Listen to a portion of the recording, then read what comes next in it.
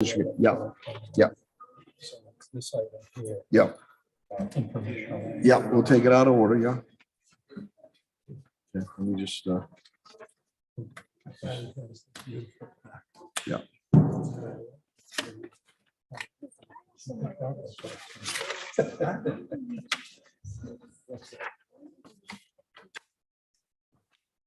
Josiah going to be here, or he's running late? Patty, just.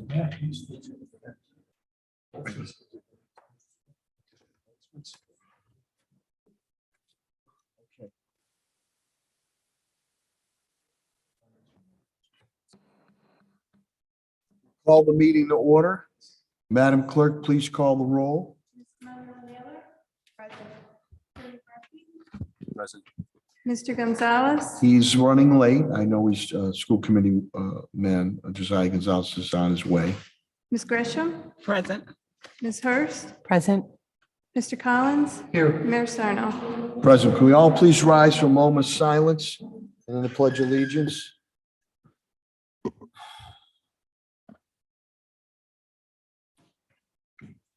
I pledge allegiance to the flag of the United States of America and to the republic for which it stands, one nation, under God, indivisible, with liberty and justice for all. Thank you very much. We apologize for running a little late from executive session, but we had a lot of contractual agreements resolved and solved, so that's good news for all our employee base. With the indulgence of the school committee, we'd like to call out of order our former colleague and now City Councilwoman Maria Perez, which would be under informational discussion items A, to recognize Maria Perez for her service as a member of the school committee. If there's no objection, okay, hearing none, thank you to my school committee members. I'll turn it over to Superintendent Warwick, and I'm sure that school committee members would like to make some comments too. Superintendent Warwick. Great pleasure to have Maria with us again and just recognize her for a great service to the citizens of Springfield and the students of Springfield. She's still serving the citizens of Springfield and the students of Springfield, but in a different role now on the city council. But she did such a great job on the school committee. Everyone thought it was a good idea to get her a plaque and just say thank you for your great service.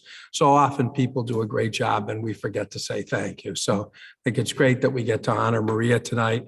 She's a great colleague to work with on the school committee.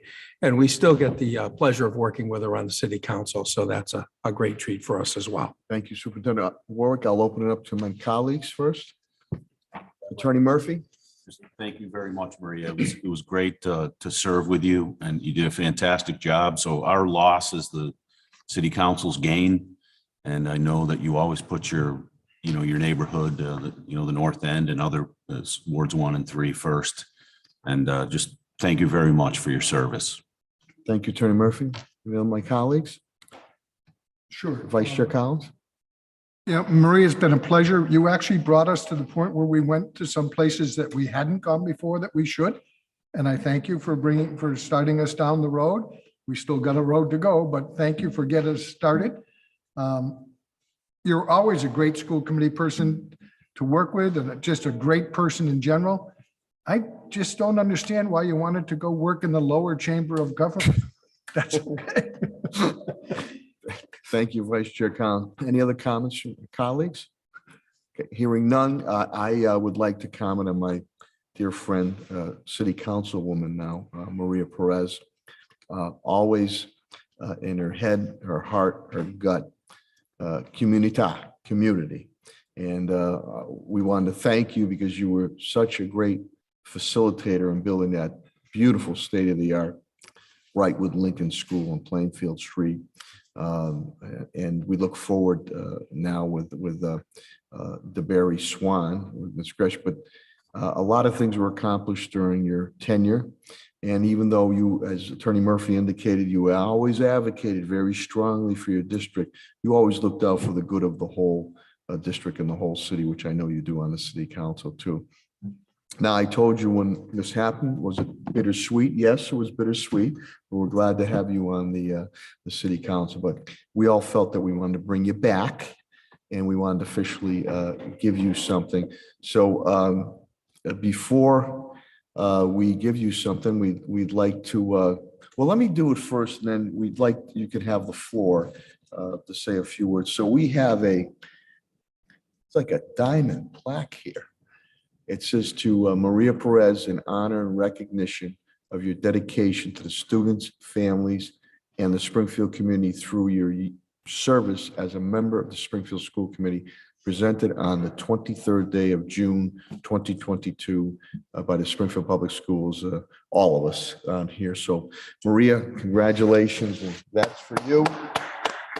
Where would Maria, you want Maria to come? Would she come here, Patty, or would she come up? Why don't you come up here?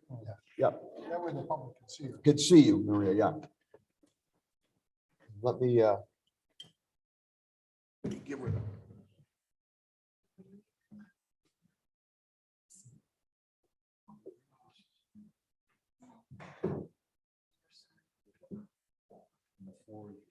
Thank you. I just want to say thank you. And I have a couple of words because I get emotional. I miss you guys. I do miss you all. I felt there was a family, a sisterhood, where sisters fight. They don't see each other with the same eyes, but we have the same vision and the same goals. It is to serve the community. Officially, thank you. I feel so humble being here tonight. I want to thank you for having me. I am proud of having been part of you, proud of the work we did together, making sure that the diversity of our students were respected, proud of having the safety of our students uppermost in our minds. I will never regret when we voted to have cameras installed in our school, so tragedies like those that we have been seeing in other cities can be prevented. You have been and will always be the pillar to our community, especially our children.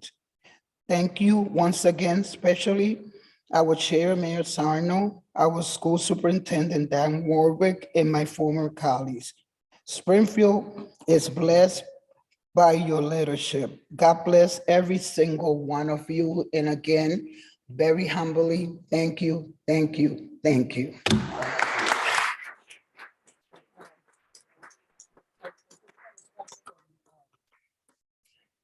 School committee person Gonzalez, who unfortunately had a conflict, Right. and he wanted to make sure we passed on his, and that you were a role model, and that he looked up to you. And that he hopes to be able to follow well in your footsteps, but he wanted to congratulate you on everything that you did accomplish. Thank you. But he was tied up. Thank you so much. Thank you. Thank you, Maria. That's it. Very nice. Good way to start off the meeting. Okay. Okay, now we will move to section 2, approval of the minutes. Approve the minutes of the May 12th, 2022 regular school committee meeting and the May 26th, 2022 school committee meeting for retiree recognition. Any questions or comments? So moved. Motion made by Vice Chair Collins, or second?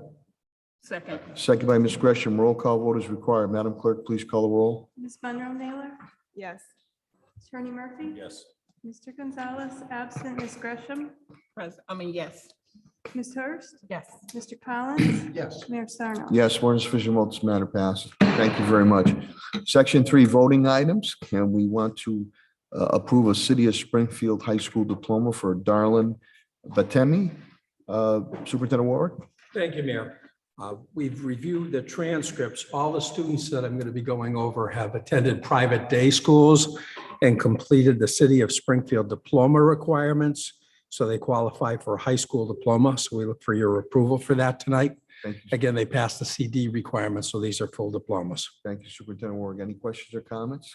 Hearing none, there's a motion on the floor. So moved. Motion by Ms. Gresham, I believe, is a second. Second. Second by Attorney Murphy. Roll call vote is required. Madam Clerk, please call the roll. Ms. Monroe Naylor, Yes. Attorney Murphy, Yes, and congratulations. Mr. Gonzalez, absent. Ms. Gresham, Yes. Ms. Hurst, Yes. Mr. Collins, Yes, but Are we doing all of them in one? If we are, would you read out the names? Mr. Oh, no, do we have to go one by one officially, Attorney Fowl? Passed to go one by one. I just Okay. wanted to frame so I didn't have That's- to repeat. Okay, the so same this one was, information. this first vote was for Darlene Darlene Batemi, yeah. Mr. Collins, Yes, Mayor Sarno. Yes, more than sufficient votes, matter passes. Darlene, congratulations and good health and continued success and good luck. B is, and the superintendent again has explained all these. B is to approve City of Springfield High School diploma for Natavia, Cobb. Is there any questions or comments? Hearing none, is a motion by Vice Chair Collins. Is there a second? Second. Second by Ms. Hurst. Roll call vote is required. Madam Clerk, please call the roll. Ms. Monroe Naylor, Yes. Attorney Murphy. Yes. Mr. Gonzalez, absent. Ms. Gresham, Yes. Ms. Hurst. Yes. Mr. Collins. yes. Mayor Sarno. Yes, more than sufficient votes, matter passes. Ms. Cobb, congratulations, and again, good health, continued success, and good luck. C is to approve a City of Springfield High School diploma for Ashley Marrero. So moved, Mayor. Motion by Vice Chair Collins, or second, please. Second. Second by Ms. Hurst. Roll call vote is required. Madam Clerk, please call the roll. Ms. Monroe Naylor, Yes. Attorney Murphy. Yes. Mr. Gonzalez, absent. Ms. Gresham, Yes. Ms. Hurst. Yes. Mr. Collins. Yes, Mayor Sarno. Yes, more than sufficient votes, this matter passes. Ms. Marrero, congratulations. Again, good health and continued success and good luck. D is to approve City of Springfield High School diploma for Solomon Strom. so moved. Motion by Vice Chair Collins. Is there a second, please? Second. Second by Ms. Hurst. Roll call vote is required. Madam Clerk, please call the roll. Ms. Monroe Naylor, Yes. Attorney Murphy. Yes. Mr. Gonzalez, absent. Ms. Gresham, Yes. Ms. Hurst. Yes. Mr. Collins. Yes. Mayor Sarno. Yes, more than sufficient votes, matter passes. Solomon, congratulations, good health and continued success and good luck from all of us on the school committee. E is to approve City of Springfield High School diploma for Janelise Rodriguez. So moved, Mayor. Motion by Vice Chair Collins. There's second, please. Second. Second by everybody. Roll call vote is required. Madam Clerk, please call the roll. Ms. Monroe Naylor, Yes. Attorney Murphy. Yes. Mr. Gonzalez, absent. Ms. Gresham, Yes. Ms. Hurst. Yes. Mr. Collins. Yes. Mayor Sarno. Yes, more than sufficient vote, matter passes. Ms. Rodriguez, congratulations and good health, good luck and continued success from all of us on the school committee. F is to approve the City of Springfield High School diploma for Tavan Bosman. Is there a motion, please? So moved. Motion by Vice Chair Collins, or second? Second. Second by, I believe, Ms. Hurst. Roll call vote is required, please, Madam Clerk. Ms. Monroe Naylor, Yes. Attorney Murphy. Yes. Mr. Gonzalez, absent. Ms. Gresham, Yes. Ms. Hurst. Yes. Mr. Collins. Yes. Mayor Sarno. Yes, more than sufficient vote, matter passes. Tavan, congratulations and good health, good luck, continued success from all of us on the school committee. G is to approve a City of Springfield High School diploma for Josiah, I believe so, Baptiste. If I pronounce it wrong, I apologize. Is there a motion, So please? moved. Motion by Vice Chair Collins, or second? Second. Roll call vote is required. Madam Clerk, please call the roll. Ms. Monroe Naylor, Yes. Attorney Murphy. Yes. Mr. Gonzalez, absent. Ms. Gresham, Yes. Ms. Hurst. Yes. Mr. Collins. Yes. Mayor Sarno. Yes, more than sufficient vote, matter passes. Mr. Batiste, congratulations and good luck, good health, continued success from all of us. H is to approve the City of Springfield diploma for Ferris Menor. Is there a motion, please? So moved. Motion by Vice Chair Collins, or second? Second. Second by Attorney Murphy. Roll call vote is required. Madam Clerk, please call the roll. Ms. Monroe Naylor, Yes. Attorney Murphy. Yes. Mr. Gonzalez, absent. Ms. Gresham, Yes. Ms. Hurst. Yes. Mr. Collins. Yes. Mayor Sarno. Yes, more than sufficient votes, matter passes. Ferris, congratulations and good luck and good health, continued success from all of us. I is to approve a City of Springfield High School diploma for Sade Franco Martinez. So moved, Mayor. Motion by Vice Chair Collins, or second, please. Second. Second by Ms. Gresham. Roll call vote is required, Madam Clerk. Ms. Monroe Naylor, Yes. Attorney Murphy. Yes. Mr. Gonzalez, absent. Ms. Gresham, Yes. Ms. Hurst. Yes. Mr. Collins. Yes. Mayor Sarno. Yes, more than sufficient vote, the matter passes. Sade, congratulations, good health, continued success, and good luck from all of us on the school committee. J is to approve school committee meeting schedule for 2022-2023 school year. Superintendent Ward, please. Yeah, there's a schedule in your packet. This follows the schedules we've done in previous years. Went through it and we're putting it forward for your approval. Any questions or comments? So moved. I have a question. I have a question. Ms. Gresham You have to have a and, motion and a second, then discussion. okay, Vice Chair Collins with the motion. Is there a second? Oh, yes, there's a second. Second by Ms. Hurst. So I'll go to Ms. Gresham and then I'll go to Ms. So- Hurst, please. Thank you, Mr. Mayor. So at working session, we only have one? One working session? I thought we There's had- one on the schedule. We usually schedule others as they are needed. There's only one? We only have one on the schedule, but we always add others as we need them. Okay. Yeah, All right, thank you. that's what we've done in previous years. Thank you. We end out usually having at least 3, Bob. Thank you for All the right, clarification. Thank you. Ms. Good question. though. Ms. Hurst? Yeah, I actually was going to ask about the working session as well, but I think my other question is, are we thinking that next season, the speak outs will be in person or will they remain virtual? I think they're gonna be Yeah, I hope they're. I think they're going to be in person too. I was just looking at the COVID rates today in the report, and they're the lowest they've been in a long time. Now, again, I can't guarantee what we're looking at. I used to think I could, but I've learned since COVID, you just never know what you're going to be facing in September. But if it keeps going like we are, I'm thinking we could do them in person. So we'll just gauge it. I think we have to gauge it. We'll be looking at the rates and talking to Jeannie and Helen and make a decision accordingly. But if it keeps going the way it is, it looks like we'd be in person. I've always been an optimist, so I'd like to stay optimistic. Any other questions or comments? I have a question. Ms. Naylor, I'm sorry. Yeah, Ms. Naylor, I'm sorry. I might have 2 questions, but the first question is, with the spacing out of our public speak outs, is there a rhyme or reason as to how we place them on the schedule? Especially with the ones in the spring, I feel like they're so close together, and then there is this gap of time from December to March where we get so many people who want to speak out, and it's just so big of a gap. Well, if you notice, there is a speak out in every meeting that are students in between. There's only so many, we've got to speak out almost before every one of our meetings except for December 4th. I guess Oh, that is a speak out. I'm sorry. I'm not asking for us to have another one, but I just felt like the one in March and April are so close together, and that it feels like the one from December to March, it's a gap. I know I felt that way this year because I had so many people reaching out to that wanted to be a part of the speak out, and they were like, what? It's not until then?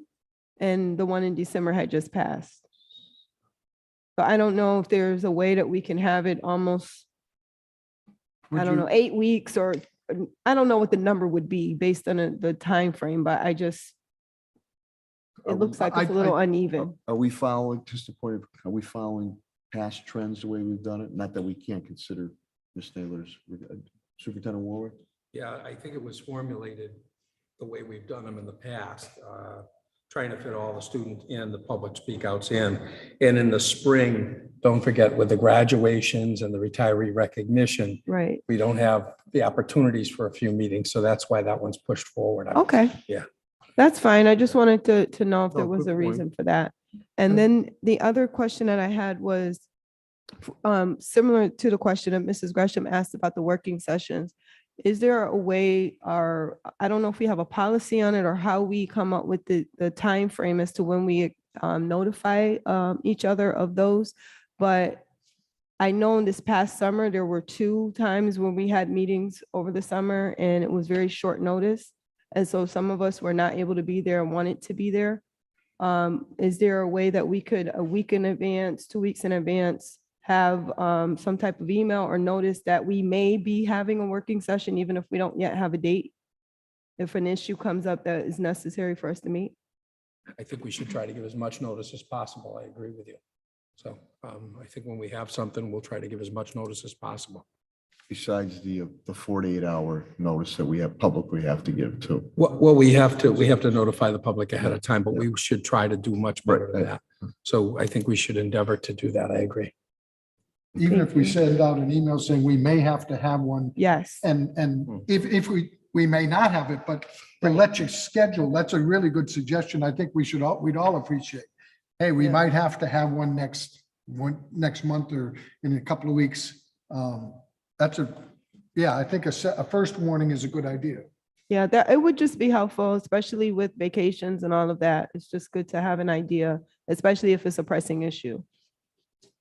Thank you. Very good. Thank you, school committee members, for discussion, for clarification. So there is a motion on the floor and a second. So roll call, there's no other discussion or questions. Roll call vote is required. Madam Clerk, please call the roll. Ms. Monroe Naylor, Yes. Attorney Murphy. Yes. Mr. Gonzalez, absent.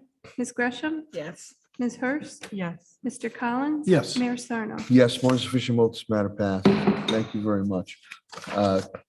Now we come to why it took us a little bit longer, executive session. Good news for contract agreements. K is to approve memorandum of agreement between Springfield School Committee. Mr. Mayor, with the indulgence of the committee, we Yes. have a staff member sitting here. Oh. Could we take him out of? I'll be more than happy to take Mr. Central out of order. Should I call you on your cell phone? Should I do that? No, thank you for reminding me on that. Thanks, Chris. On that. So with the indulgence of the school committee, we would like to call out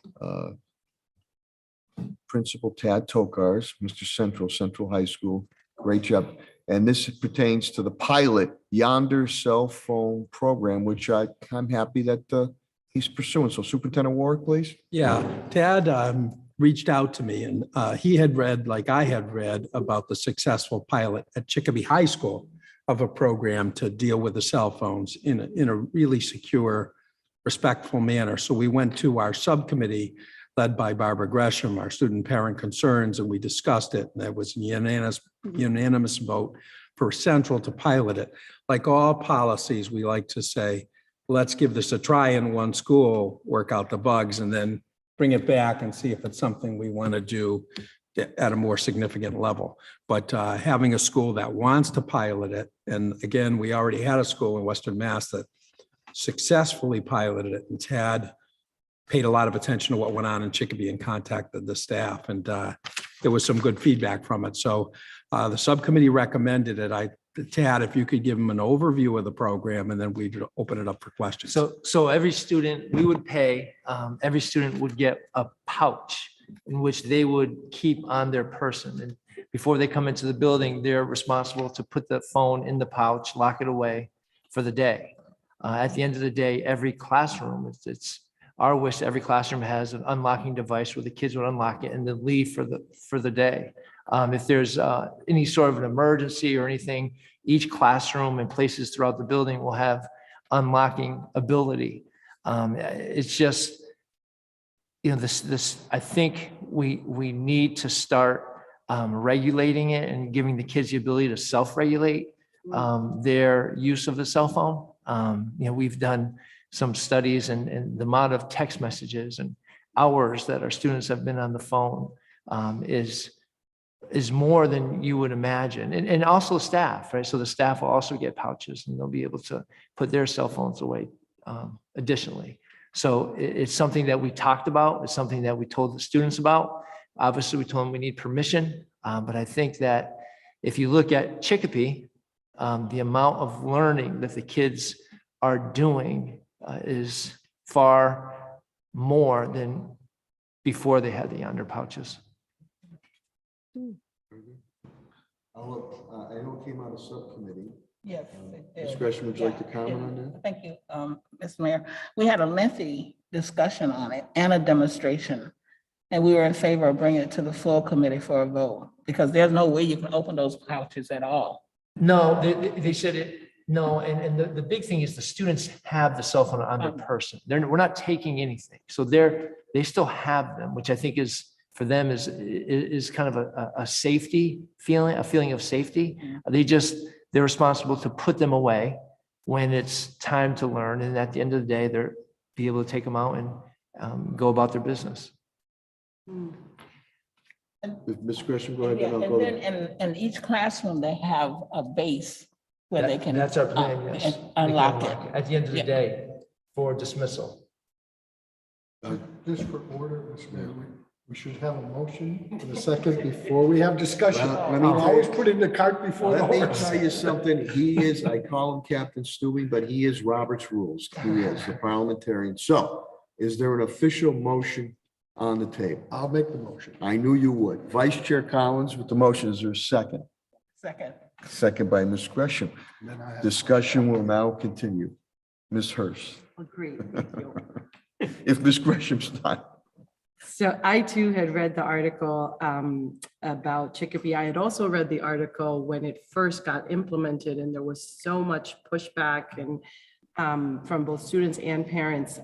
I'm wondering how we're going to communicate this and if we can do so in advance of September starting, because I think it's important to, I love this idea. I'm really interested to see how it works out. But I also feel really strongly that we need to prepare people because like you've said, That's right.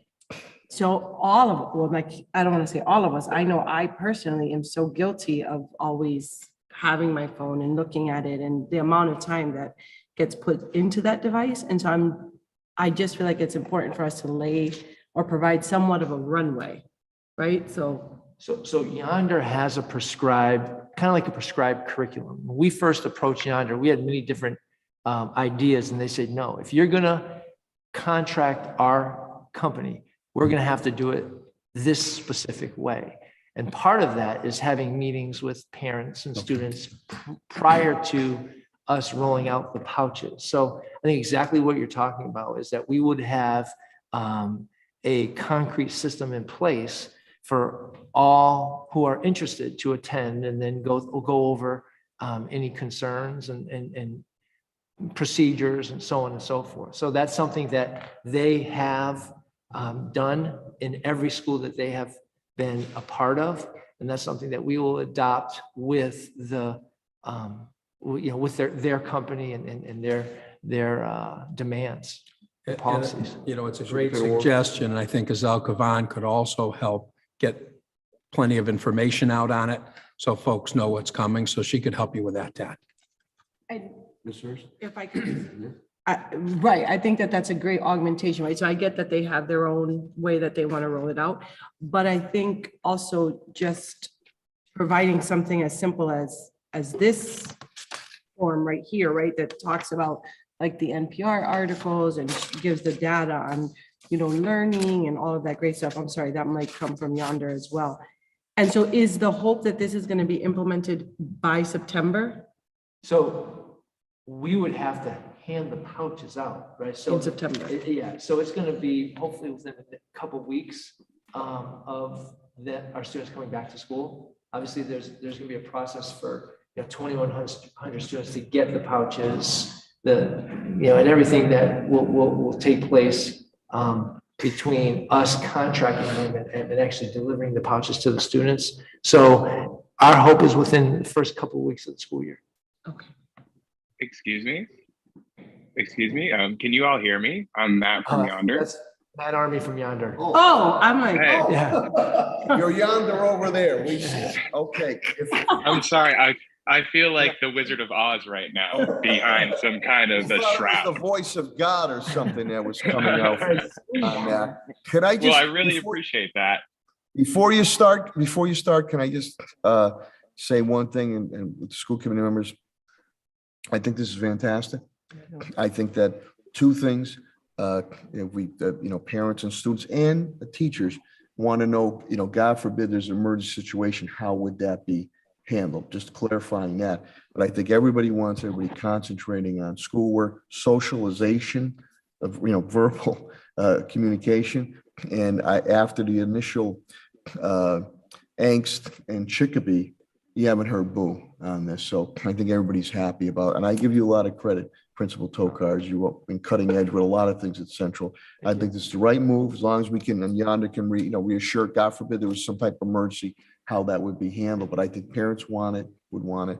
Students eventually would see it's beneficial, and administration, would see as teachers beneficial. Because as the students concentrate, we want the concentration on both ends. So with that, we'll turn it over to the Yonder group, and then obviously for any school committee members to open up Any questions or comments? So from way far yonder, go right ahead. Well, thanks so much. I really appreciate you all. I'm Matt. I also have with me my boss, Julia, the director of the Education Partnerships team at Yonder. And she manages over 1,200 schools across the country. I am the New England Partnerships lead. So I work directly with all of the principals in New England, very closely with Principal Tokarts as well as Principal Cruiser. And just to address the safety concerns right off the bat. So although you are not able to open the pouch, it is easy to break the pouch open. So when I say that, for example, there was a charter school in Boston that was very, very nervous about the safety aspect of it. You can damage this pouch and get your phone out in about 10 seconds. I made a video of that and provided it to the school. And I'm very transparent and open with students, admin, and parents about that, because this is not phone jail. This is really simply a tool to help you focus and take that temptation out, out of the classroom. And again, the reason why I tell people how to break the pouch is because there's no way to break the pouch without it being very evident and very visible. Again, it just takes whatever battle that there is from either a teaching or admin level, and it takes it out of the classroom. Also, as Principal Tokarts mentioned, teachers will be provided with Velcro pouches. So they're the exact same material. They just have Velcro at the top. So that way, in case of an emergency, the emergency trained adults can do what they need to. But at the end of the day, from a big picture standpoint, the issue that we have from cell phones comes from adults. We created these supercomputers. We bought them for our children, but we never created a system of etiquette or boundaries surrounding it. And what I compare a cell phone to, really at the end of the day, is a car. We all drive cars, and it's a fairly dangerous activity to do every day, but at least there's seatbelts, And the same can be said about a phone, where a 12-year-old decides to post the most vile thing on planet Earth, and that follows them for the rest of their lives. Because, until children become adults, their brains just are not quite developed yet in that decision-making aspect. And again, the most important part of Yonder is it teaches digital citizenship. It's a strong belief of ours, as well as many other professionals in the kind of digital citizenship space, that your phone, you are unable to have a phone without interacting with it, because the very nature and engineering design of a phone is to get you to interact with it. So Yonder was actually created for adults because they couldn't help themselves to take out a phone during a concert or a comedy show. And we found that it's just so powerful, impactful, and important to really launch in schools, because again, it takes the battle out of the classroom. Your students will learn how to socialize, and they will actually be safer in emergency situations because they are not going to be distracted by their phones. They are going to be very attentive to the situation at hand, making sure that they exit the vicinity and do what they need to do in order to stay safe. So that's kind of the base level. And again, if there are any further questions, myself and Julia are more than happy to answer anything that you all have. One acknowledgement that I will make is that this is a tough process. Any question, positive or negative, is something that everybody has the right to ask. And, it's our job to give you the best honest answer that we can. So again, really appreciate you. Would love to open it up to you all. Thank you very much for that clarification. I thought that was important, just to reassure the students, the staff, administration, teachers, and obviously the parents. So that was brought clarity. Thank you on that. And I'll open it up to the school committee members or Superintendent Warwick or Principal Tokarts for any other questions or comments. I have a question. Ms. Naylor. I have two questions. I have one for Matt, and then I have one for Principal Tokarts. For Matt, the question is, on the flyer, it says that the noise piece as to how a shooter might be able to find people because of the noise. Is this soundproof?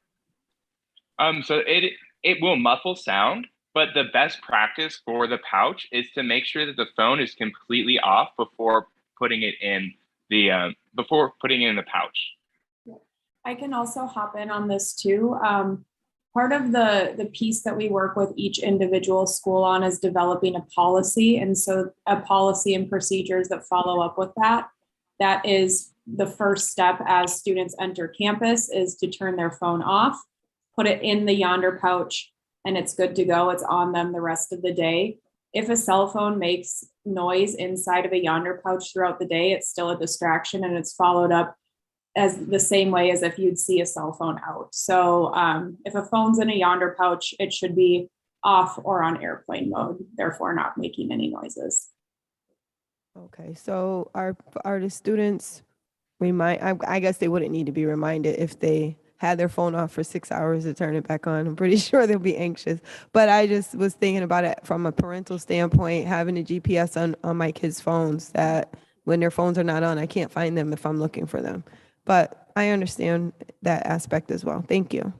And my question for Principal Tokarz is, how are you preparing to deal with the overabundance of families calling your offices looking for their kids now that they won't be able to text them or reach out to them directly, as I know I am guilty of as a parent?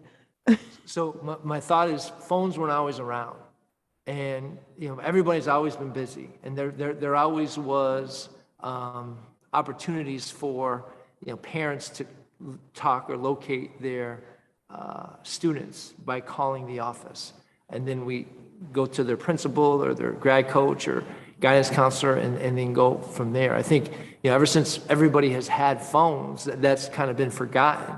So what we're trying to do is kind of go back to the place where there's a protocol. The school is there. We have adults that answer the phone.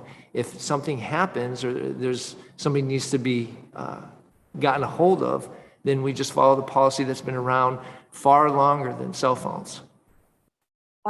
Good. Thank you. I appreciate that. And I only ask that pressing question because I can only tell you the number of times I've called a school looking for my kids pre-COVID and even after COVID or during COVID, and people don't answer the phones or they can't find them or they're looking for them. And it's like, I'm waiting 15 or 20 minutes to get them to a doctor's appointment.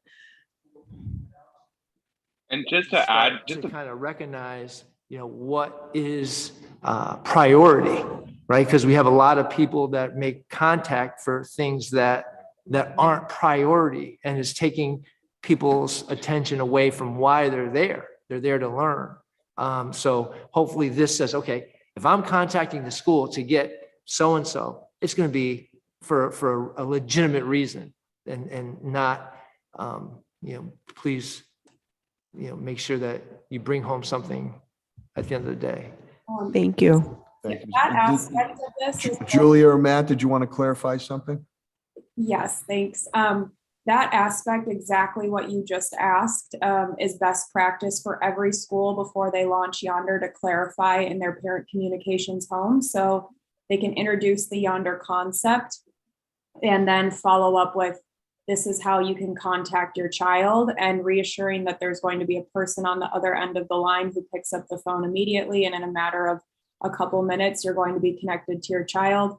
To the previous point, Yonder really helps eliminate the noise. And so if a phone call comes to the office, they do know it's serious and can be buttoned up for you to be able to contact and get a hold of your child immediately.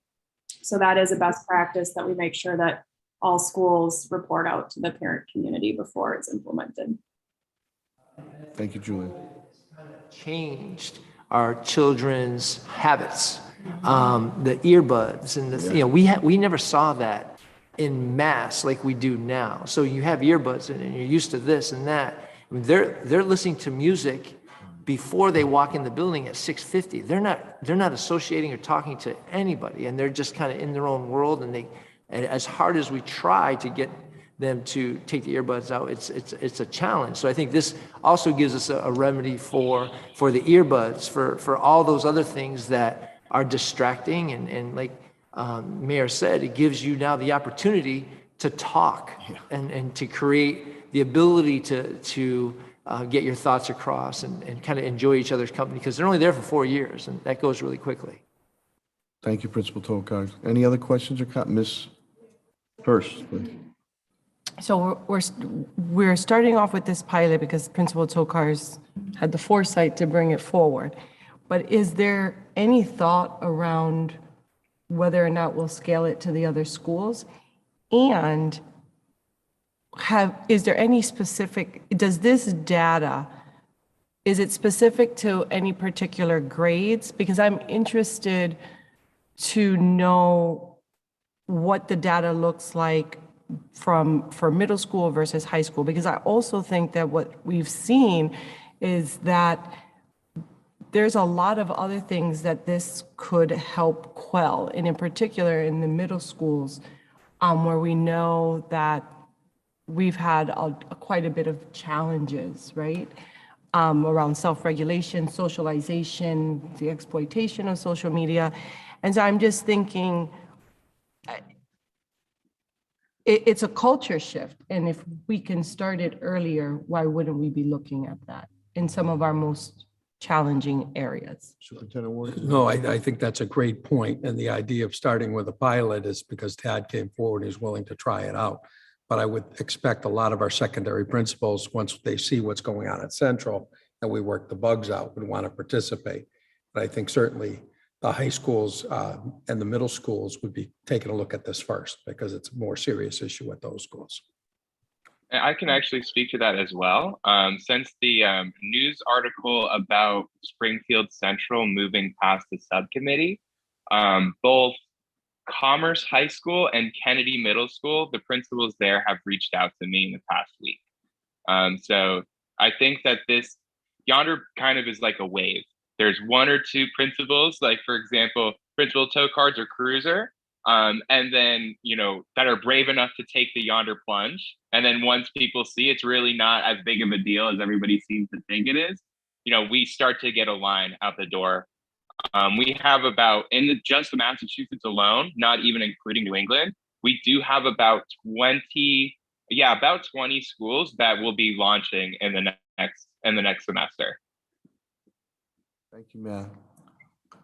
I don't have that problem with my Etch-a-Sketch or flip phone, so I don't have to worry about that. Is there any other questions or comments? Vice Chair Collins? Tad, more of a request.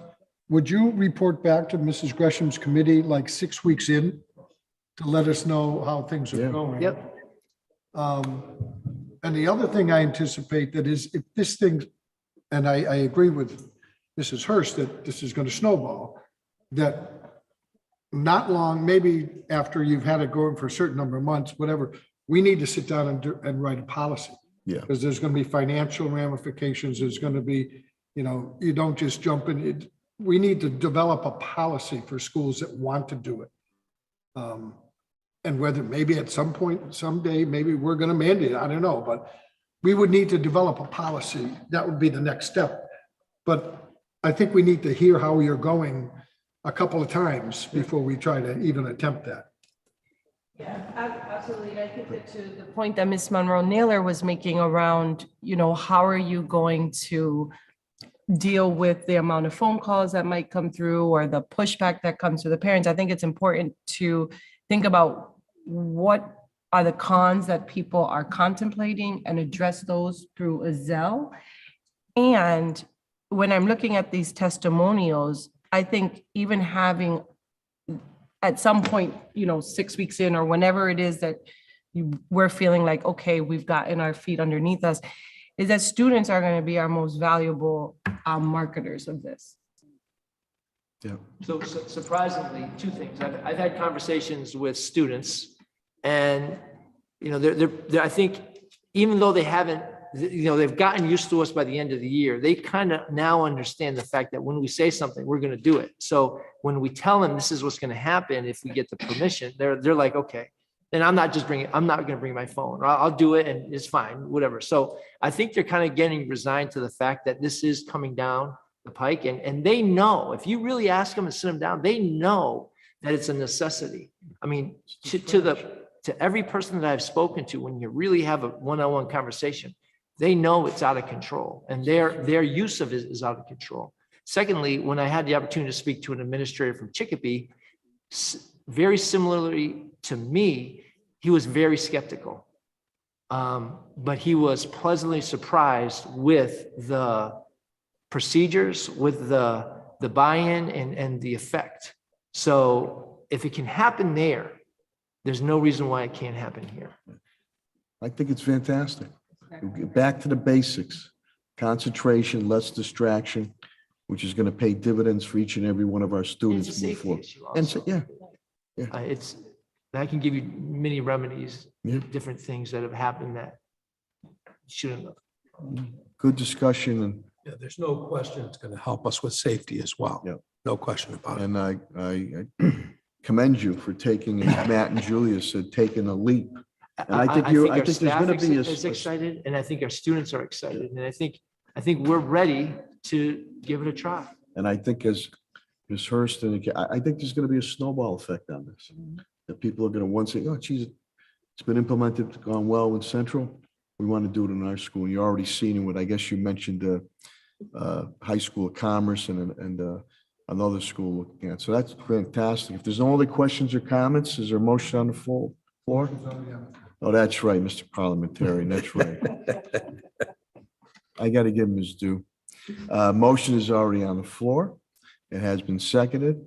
No other discussion. Roll call vote is required. Madam Clerk, please call the roll. Ms. Monroe Naylor, Yes. Attorney Murphy. Yes. Mr. Gonzalez, absent. Ms. Gresham, Yes. Ms. Hurst, Yes. Mr. Collins. Yes. Mayor Sarno. Yes, board is official vote. This matter passes. Fantastic. Thank you, Principal Coe. Thanks, Dad. Thank you, Matt. Thank and you so much, Julia. everybody. Thank you. Good to see you Thank again. you. Have a good one. We'll get back to the agenda, and before I do that, I always want to thank Focus Springfield. They've been absolutely fantastic, and Josue is running the show tonight, and thank you being able to make sure we keep our meetings public and transparent and interact, being able to the public know what's going on. So thank you, Focus Springfield and Josue, especially tonight, who's running the board here. We'll go back to the agenda. And that is now K, to approve the memorandum of agreement between the Springfield School Committee and the Technical Employees Association. The acronyms are MTA, NEA, for the term of July 1st, 2021 through June 30th, 2022. Superintendent Warwick. Yes, Mayor, thank you. We have a series of agreements that are coming up. They're 4-year agreements, so we have to approve a 1 and a 3. And this settles the agreements for all our unions who had a contract expiring this year. So we have good news that all the agreements are settled. So you'll see 2 votes for each group, 1 for the first year and the 1 for the second 3 years. They're all 4-year agreements. So recommend approval of this first one with our technical employees group. Thank you, Superintendent. Well, I want to commend you and labor attorney Sean Sweeney and the administration and staff on there's a number of contracts we've settled, and that's good news moving into continuity for the summer. And these have been thoroughly discussed, and again, an executive session voted favorably on. So if there's no other discussions or comments, is there a motion on the floor? Move item K, Mayor. Motion by Vice Chair Collins, or second? Second. Second by Ms. Hurst. Roll call vote is required. Madam Clerk, please call the roll. Ms. Monroe Naylor, Yes. Attorney Murphy. Yes. Mr. Gonzalez, absent. Ms. Gresham, Yes. Ms. Hurst, Yes. Mr. Collins. Yes. Mayor Sarno. Yes, more than sufficient vote. This matter passes. I would make a motion for item L, which is the second part of that, which would be the contracts with the same group for the period of July 1, 2022 through June 30 of 2025. Motion made by Vice Chair Collins, or second, please. Second. Second by Attorney Murphy. If no discussion, roll call vote is required. Madam Clerk, please call the roll. Ms. Monroe Naylor, Yes. Attorney Murphy. Yes. Mr. Gonzalez, absent. Ms. Gresham, Yes. Ms. Hurst, Yes. Mr. Collins. Yes. Mayor Sarno. Yes, more than sufficient vote. This matter passes. M is the, again, approved memorandum of agreement between the Springfield School Committee and the tradesmen, acronym SPBTA, for the term of July 1st, 2020 through June 30th, 2021. Is motion by Vice Chair Collins, or second? Second. The second by Ms. Hurst. Roll call vote is required. Madam Clerk, please call the roll. Ms. Monroe Naylor, Yes. Attorney Murphy. Yes. Mr. Gonzalez, absent. Ms. Gresham, Yes. Ms. Hurst, Yes. Mr. Collins, Yes, Mayor Sarno. Yes, more than sufficient vote. This matter passes. I would move the second one, Mr. Mayor, which is the same group for the period of July 1, 2021 through June 30th, 2024. Motion made by Vice Chair Collins, is there a second? Second. Second by Ms. Hurst. If there's no discussion or comments, a roll call vote is required, Madam Clerk. Ms. Monroe Naylor, Yes. Attorney Murphy. Yes. Mr. Gonzalez, absent. Ms. Gresham, Yes. Ms. Hurst. Yes. Mr. Collins. Yes. Mayor Sarno. Yes, more than sufficient vote, this matter passes. O is to approve the memorandum of agreement between the Springfield School Committee and the bus monitors. The acronym there, NAGE, for the term of July 1st, 2022 through June 30th, 2023. So moved, Mayor. Motion by Vice Chair Collins, or second, please. Second.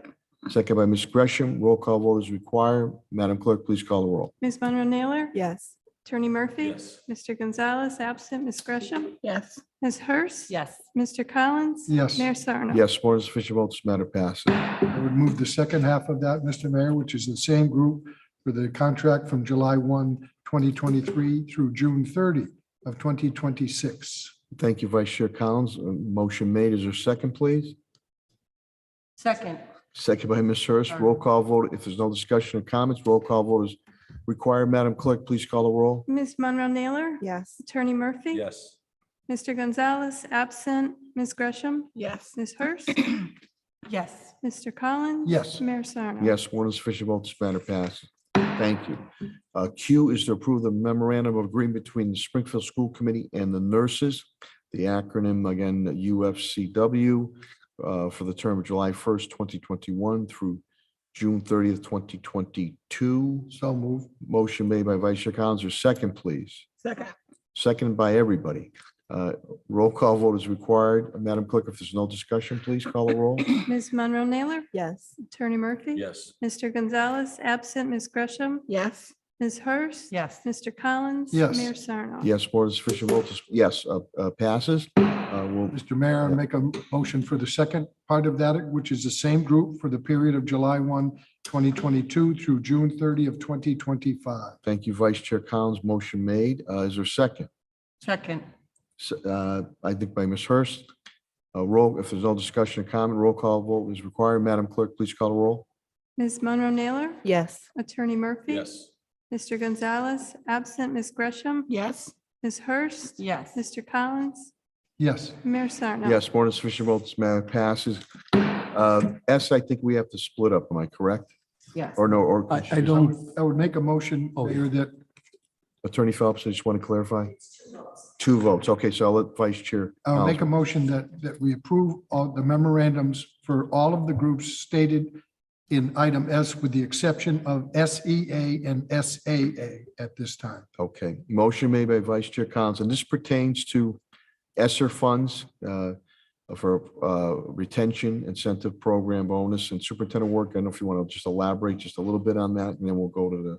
yeah, very grateful for school committee support with this. We talked about it earlier. We really have the most generous ESSER program in the Commonwealth of Massachusetts with installments for 3 years for folks who finish this year and then the next 2 years. So all the groups are going to get the bonus. The language is similar for all of them, that it's paid for the next 3 years based on whether they're full-time or part-time employee, but very generous bonus for retention and attendance. So I appreciate school committee support with this, and I think people are going to be thrilled.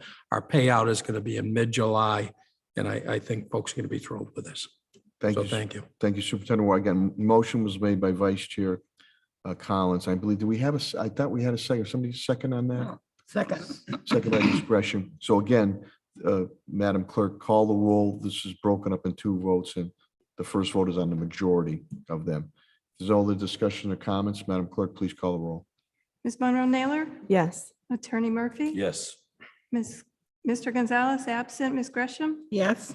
Ms. Hurst, Yes. Mr. Collins, Yes. Mayor Sarno. Yes, more than sufficient votes. This matter passes. Now, the Now, second Mr. vote, Mayor, I would make a motion, please. motion for the memorandum of agreement for the SEA and the SAA. Attorney Phelps, clerk. If there is no discussion, Ms. Hurst can stay, but if there is any discussion on this, the best practices is. Right. Sure. Any discussion at all? Well, first of all, is there a second on that? I second. Seconded by Attorney Murphy. Any discussion or comments? Okay, hearing none. Roll call vote is required. Madam Clerk, please call the roll. Ms. Monroe Naylor, Yes. Attorney Murphy. Yes. Mr. Gonzalez, absent. Ms. Gresham, Yes. Ms. Hurst, Abstain. Mr. Collins. Yes. Mayor Sarno. Yes, more than sufficient votes, matter passed. Very good. Thank you. Needs to approve the FY 23 tuition rates for public day and alternative school programs. Superintendent Warwick, can you elaborate on that, please? Thank you, Mayor. There's a memo in your packet on this, and when we take in students from other districts to our alternative programs, we charge tuition, and the tuition is going to be the cost of the program, and we're allowed to do that by law. So we worked out the cost of the program, and we bring it to school committee every year for approval. So hypothetically, someone started our public day elementary, they moved to a district that doesn't have that kind of program. If that district wants a student to stay, they have to pay us the agreed upon tuition for that program. So this is just a cost basis for running our programs. They're very involved programs with a lot of psychological and support service, clinical services. So hence the high cost of these programs, but we have to bring it forward every year for your approvals. Then we can charge those rates to any other community that is sending a student to those programs. So I've been through budget and finance. And we had a unanimous recommendation, but I open it up to any questions. I just want to again commend Superintendent Warwick and administration. We do a lot of graduations, and the most heartfelt or emotional many times are the alternative school programs, especially many that we've helped out with whether drug or alcohol issues there where other districts don't do anything about it. And we do and open it up and for the last 15 years. And I think we're all very proud of that, to give second chance opportunities for positive outcomes. So I don't know if there's any questions or comments. I have a question. You have to make a motion. First. Oh, yeah, okay, that's. Motion. Tuition rates. Second. He's getting, motion made by Vice Chair Collins, seconded by Ms. Hurst. You got me a few times tonight, Chris. Very good. Ms. Gresham had a. Yes, thank you, Mr. Mayor. So does transportation included in this price, the cost? I believe it is. I believe it is because there's a significant transportation cost. But I could check that out. Pat Roach is on. Pat, CFO. transportation. Transportation is not included in this price, but we do separately bill for transportation as well. Okay. Thank you. Thank you. Good point, Ms. Gresham. If there's no other questions or comments, Ms. Hurst? Yes. And perhaps this is for Pat Superintendent, but how do we come up with this rate? Is it based on on research? Is it? It's based on our costs. So Pat and his On team our costs. look at all of our costs and then divide it per student. Got it. And these are our exact costs. So by law, we can't overcharge or undercharge for this. Pat's team actually analyze our full costs, and that's what this is. Got it. Thank you. Thank you, Ms. Hurst. Any other questions or comments? Okay, hearing none, there is a motion on the floor and there is a second. So, Madam Clerk, please call the roll. Yes. Attorney Murphy. Yes. Mr. Gonzalez, absent. Ms. Gresham, Yes. Ms. Hurst, Yes. Mr. Collins. Yes. Mayor Sarno. Yes, more than sufficient about this matter. We already done U with Principal Tokarz. V is to approve the delicious curriculum. And I'm looking forward to an explanation on this one here, Superintendent. Well, first of all, wait a minute. I'll Is make a the motion that we approve. Time out, Coach. Okay. Motion made by Vice Chair Collins. Is there a second? Second. Second by Ms. Hurst. Now we'll discussion, Superintendent Warwick. Thank you, Mayor. As in all of our cases, we do a lot of work in subcommittee, and the subcommittee went through these curriculums and had a pretty significant presentation on them. I've asked Paul Foster to give a quick overview of these curriculums, but we've done a lot of work with computer science and with our investment in teachers for every school for computer science. We wanted to update our curriculum in computer science. So I'll turn it over to Paul for an explanation. Paul, I told you some people were going to pronounce it co-delicious. It's just cold. How do you properly pronounce it? It's just CODELIS LICIOUS. Tell me what is it with you, Stat? How do you say it then? I think the company says co-delicious, but I'm good with co-delicious as well. I think whatever works. You're making us hungry now. I thought it was a call. Go ahead. So just quickly, we did go through this with the subcommittee. And as you all know, last year, the district and the school committee, you made the investment in putting a computer science teacher in every school, which also made us the first in the state to do that, to really invest in teaching computer science K-12 across the entire district. And what this request is to move forward with curriculum resources. These are the Codalicious is our curriculum resources that run K-12. And so they'll support the computer science teachers across all our grade levels, just with a resource that's going to support their instructional practice. We used free resources over the course of this year, the first year, and found that they were good resources, but there wasn't, for teaching CS for the entire year, there wasn't enough. And that's why this is before you tonight. And I just want to acknowledge Denise Matuzik, who's our senior administrator of digital learning and assessment, and Rachel Miller, who's our supervisor of digital literacy and computer science, really did the work and put together a team of teachers across all grade levels who evaluated various curricula and came back with a unanimous recommendation that we move forward with Codalicious. Any questions or comments? Hearing none. Yeah, Ms. Hurst? Yep. Unanimously. Thank you, Ms. Hurst, for your subcommittee's work. Any other questions or comments? Motion and second has been made. If there are no other questions or comments, Madam Clerk, please call the roll. Ms. Monroe Naylor, Yes. Attorney Murphy, Yes. Mr. Gonzalez, absent, Ms. Gresham, Yes. Ms. Hurst. Yes. Mr. Collins. Yes. Mayor Sarno. Yes, more than sufficient vote, this matter passes. Thank you. W is to approve the Reach Higher curriculum, and I think I stated that correctly. Is there a motion on the floor? So moved. Motion by Vice Chair Collins. Is there a second? Second. Second by Ms. Gresham. Superintendent Ward, please. Thank you, Mayor. This also has come through subcommittee. This is for our ESL students. Our Chief Instructional Officer, Stefania Rishilla, is on, and she can give you an overview of the curriculum here. Good evening. So we currently have a resource that we're using with our ESL students at the elementary level called Reach, but we purchased that over 10 years ago. And so we'd like to update the curriculum in grades K-5 to the new resources that's been updated, and it's called Reach Higher. So it's still manufactured by the same company that had done it before, which was National Geographic, but they've combined with Cengage Learning. And so they've added a lot of different cultures into the program that, say, 10 years ago, they just didn't think of putting in.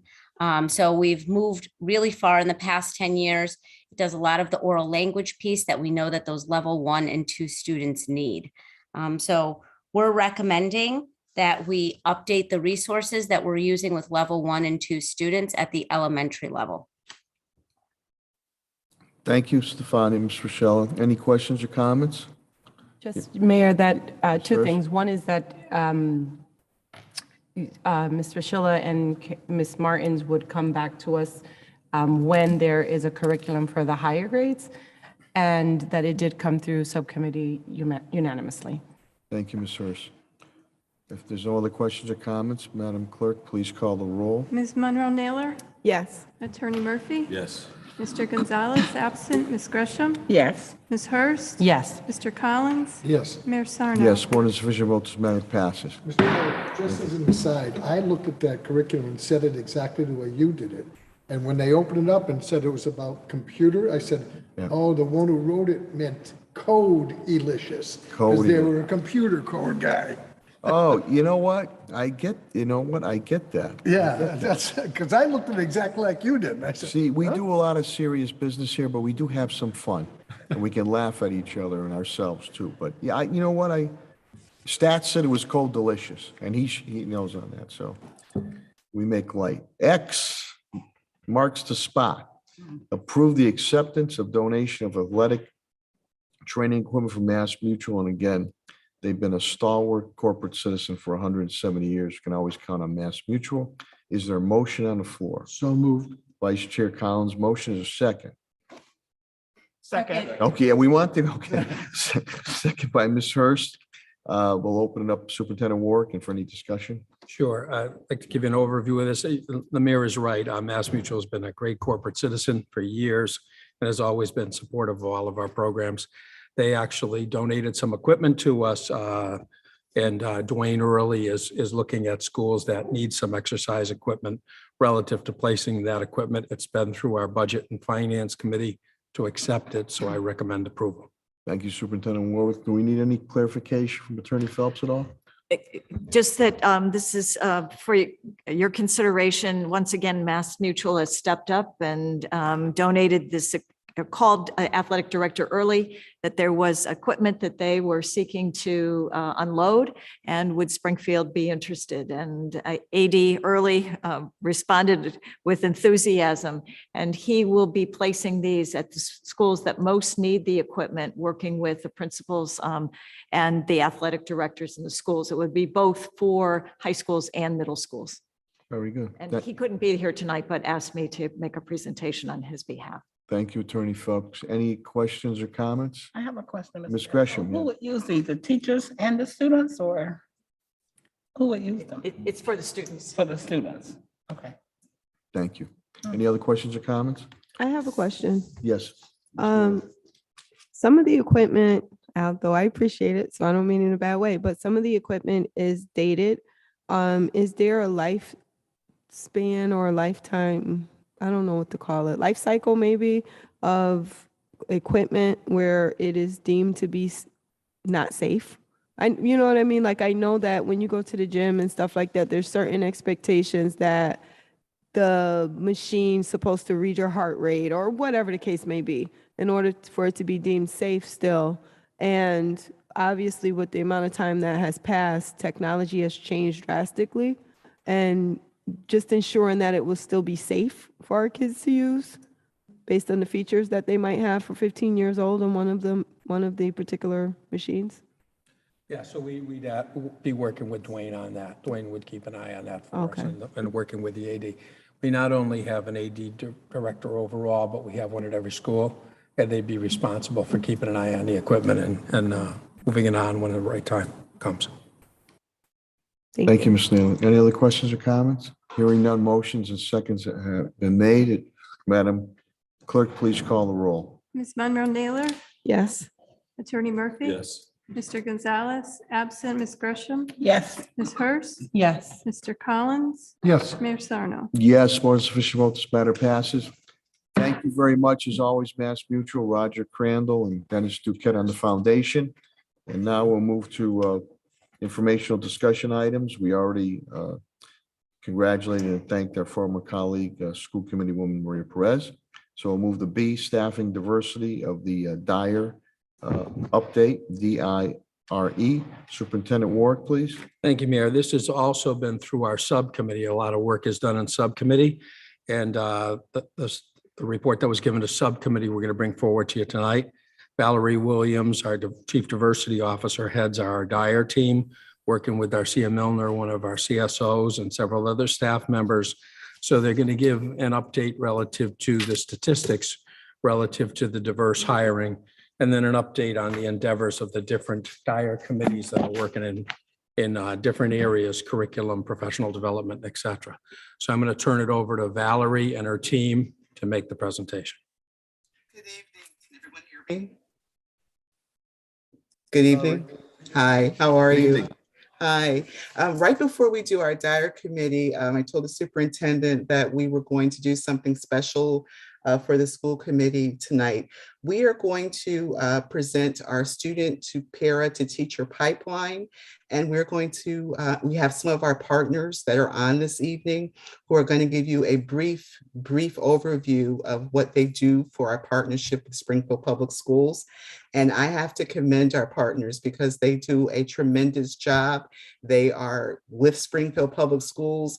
They were with us at 6:30 p.m. tonight, and they hung in there until we had to make this presentation. So I thank them from the bottom of my heart for doing that. But we have some strong partners in our local colleges and universities and other programs that we work with, and they are instrumental in bringing good programming to our employees so that they can further their degrees in education. And ultimately, when they do that, our students have the best people in front of them so they can learn. And we just want to give you like an overview of what our partnerships do. They're excellent with the coursework that they designed specifically for our SPS employees, and that curriculum that they use is transferable right to the classroom. They provide our employees with convenient hours that are after school and on weekends so that our employees can attend those classes. They also work with us around tuition assistance and financial aid for our employees, and they offer the most excellent academic supports to our SPS employees. Our study groups, they offer tutoring sessions and one-to-one support. So tonight I have the pleasure of introducing first, Dan, are you still on? If you are, can you come off of mute for me? Dan Forster, I assume. Yes, that's the one and only. Dan is our Reach to Teach partner from Westfield State University, and we are so excited that he is here tonight. So Dan, take it away, please. Well, first of all, thank you for your patience, and go Owls. Thank you for your patience. We appreciate it. Go Owls is right. Thank you, Valerie, for the introduction. And I just want to acknowledge Valerie's work and Yolanda as well, Yolanda Johnson, and working with our Reach to Teach program. I think it's a great example of a great partnership in how universities and the school system and communities can work together.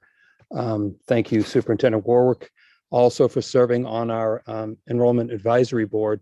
For our new president, President Thompson, has really invested in connecting with the community, with all the surrounding school districts, and as one of our, if not our largest, one of our largest feeders, the city of Springfield is really critical to our enrollment goals and our goals as a great community partner.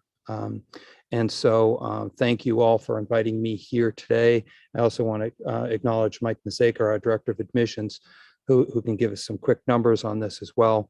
The Reach to Teach program basically is a bridge for students from the high school to be introduced into the education vocation and guided along and through enrollment to the college, and then eventually to the workforce back to Springfield schools. It's a great model. We're proud to be a partner in this. It serves both communities well. And we're really excited about building the numbers for this program. And we think it can be used as a model for other communities as well. So thank you. I don't want to ramble on, but obviously a great partner here for Springfield schools.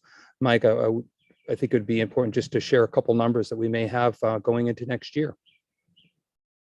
Sure thing. Good evening, everybody. Thank you so much for allowing us to share this information. Currently, for the upcoming year, we had about 8 students from the Reach to Teach program applied to the university. And I'm happy to report that 3 of those students are confirmed to attend Westfield State University this coming fall, including one student who I want to specifically mention is a recipient of our Paul W. Dower Live Strong Scholarship, which is a $10,000 scholarship that is renewable for all 4 years at the university. It's a tremendous scholarship and tremendous opportunity for students, and very excited that one of our Reach to Teach students is a recipient of that scholarship. The numbers for students coming in this fall represent an increase over the last kind of data that we have, which is fall 2020. We are still in the middle of the pandemic, but we are certainly moving forward and want to make sure that we are presenting opportunities for students. To that end, we have already connected with Valerie, and we're planning to work in the fall to host an event on campus for students to come for Reach to Teach, partnering with our education department to run a specific session for those students and really immerse them into what it means to be an education student at Westfield State University. This has been a great partnership for the university for as long as I can remember, and we're looking forward to growing it over the next few years.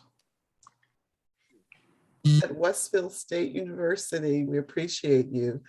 We have this actual year in September, we had a phone call made to Springfield Public Schools by the Department of Transitional Assistance, Holyoke Community College, and Springfield Works.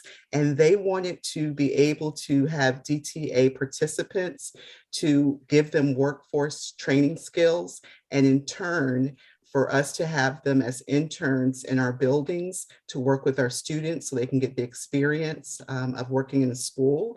And once they passed the work keys test, they were hired as paraprofessionals in our school. So from the Department of Transitional Assistance tonight, our partner, we have Megan Piamonte. Megan, are you on? I am. Thank you, Valerie. Hi, Megan. Thanks for hanging in there. Yeah, of course. So on a personal note, I was really excited about this partnership because I am a Springfield Public Schools graduate. So to come back into the schools and have this opportunity for, presented for the clients that I work with, I was really excited about it. When we think about opportunity and what kind of job opportunities get closed off to folks because perhaps they don't have a certain education level.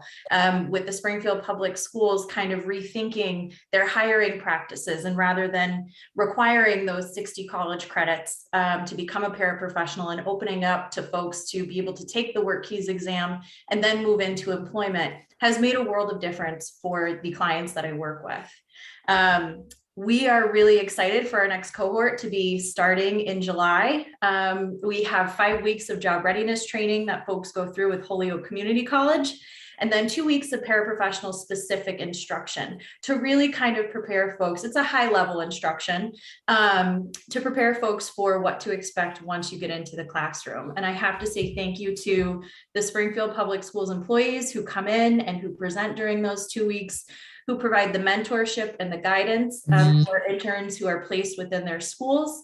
I also have to really shout out Springfield Public Schools and their flexibility. We had a couple of young ladies who have moved out of region and they were able to complete remote internships with the remote schooling. So they weren't able to lose that opportunity and really gain the skills that they need to be successful in the classroom as a paraeducator. So I have to say thank you to Kermit Dunkelberg and his team at HCC, to Ian Candilis and Chauncey Beret of Springfield Works, Valerie Williams and Lydia Vat Guzman-Torres of the Springfield Public Schools, Kathy Mastronardi of the Springfield Federation of Paraprofessionals, and all of the staff within the Springfield Public Schools who have touched or mentored and supported our clients in one way or the other. And just really quickly, I have a quote from one of our participants who's been impacted by this program. I just asked her, just give me a little bit, what has this program done for you? How has it impacted your family?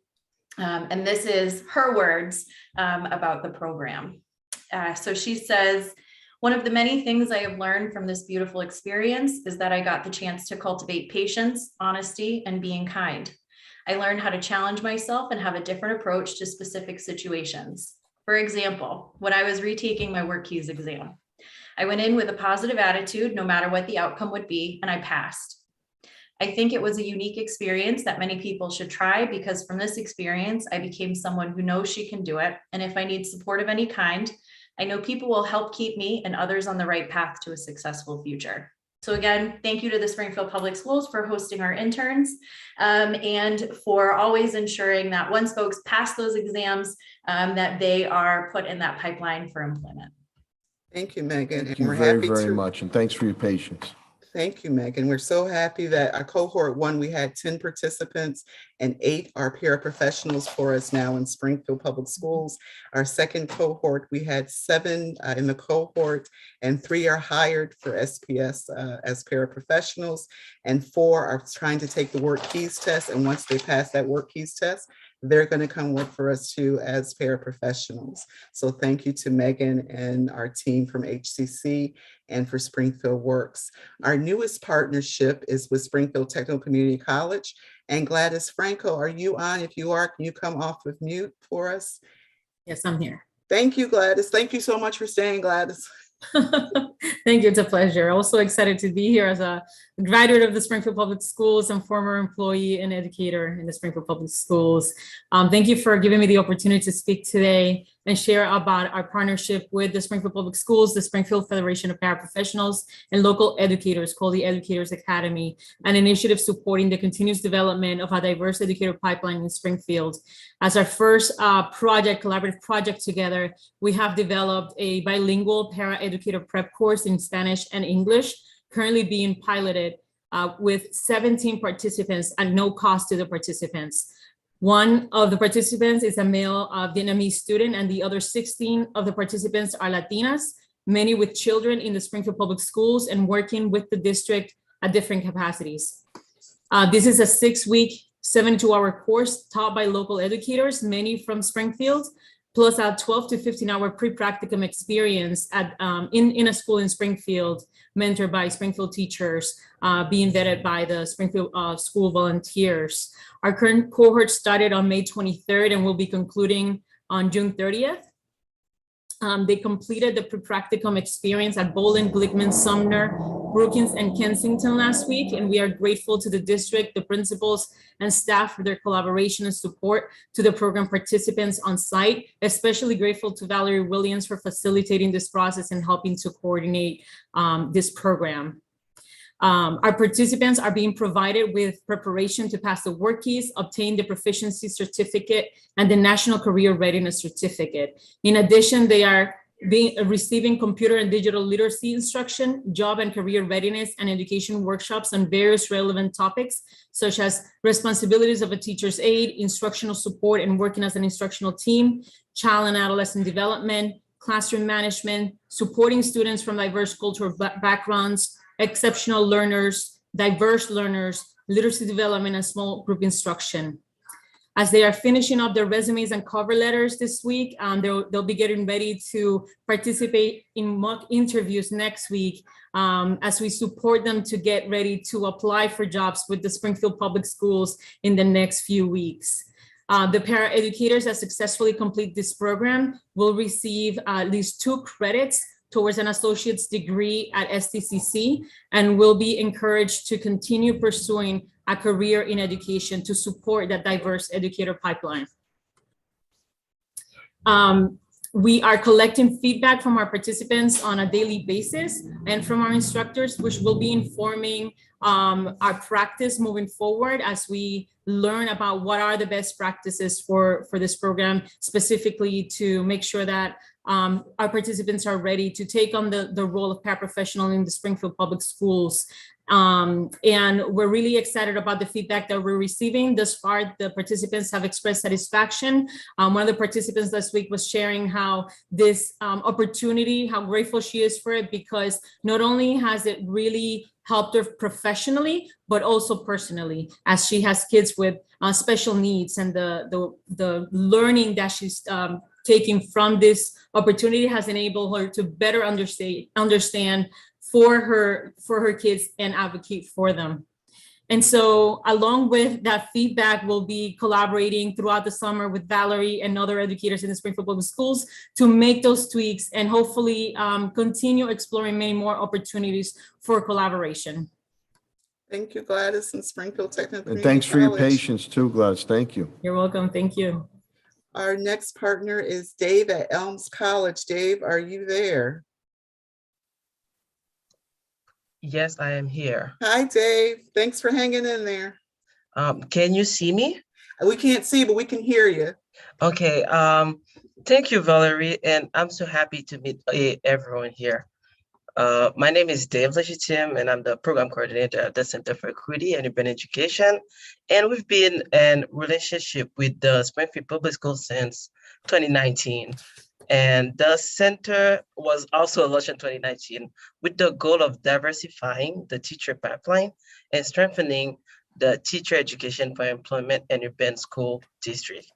So the duration of our program is 18 to 36 months, depending of the degree level, because we actually offer 2 levels to our student, the SPS staff, so the bachelor and master level.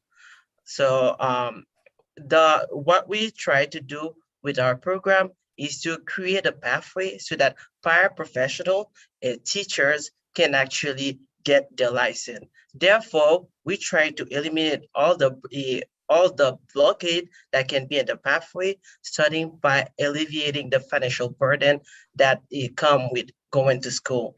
So what we propose to all the SPS staff that come to Elms College, we give them, they have to pay out of pocket approximately $1,000 for 18 credit hours, and that's for undergraduate, and $2,500 for graduate.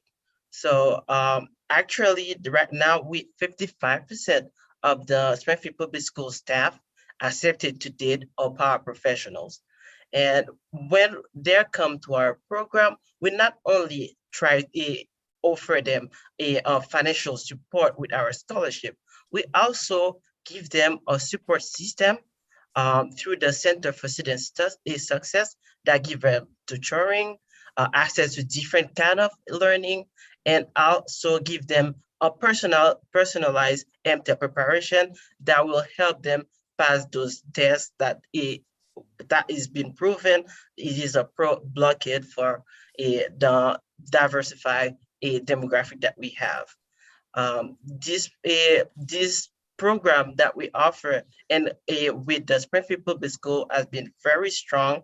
And because of that, we have so many students that had a very good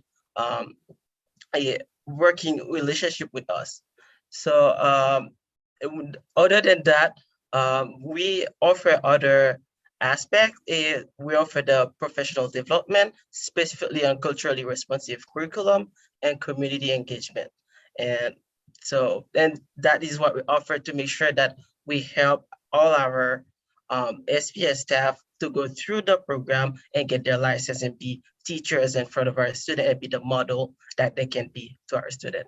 And we want to thank Valerie and everyone here to listen to us. Thank you. Thank you, Dave. Thank David, you, thanks Elms. for your patience. Thank you. Thank you, Dave. Thank you, Elms College. And our last college to present, certainly not least, but our last college will be Springfield College. And Dr. Stephanie Logan, if you are on, if you can unmute yourself, please. Hi, good evening, everyone. I'm Stephanie Logan. I'm the chair of the education department at Springfield College, and I am here to share a little bit about our Step Up Paras program. The Step Up Paras program was birth out of our existing relationship with Springfield Public Schools with our SQ program. And when the college became a part of the Western Massachusetts Paradigm Shift program, Step Up Paras came about in order to support specifically paraeducators of color transitioning into the role of a classroom teacher. So we support individuals who have a bachelor's degree, who already work in schools, who are a part of the established communities. They have the advantage of participating in our Working Teachers SQ programming at a reduced cost because they are Springfield Public School employees. They can receive additional monies, especially if it is that they are interested in special education, math, or the sciences. So there's ample financial support for those individuals. Specifically for those paraeducators of color, they have the opportunity to receive additional supports through the paradigm shift, which allows for MTEL tutoring and some other ways of forming affinity groups around their common shared experiences, pursuing a graduate degree, pursuing licensure, and working in schools.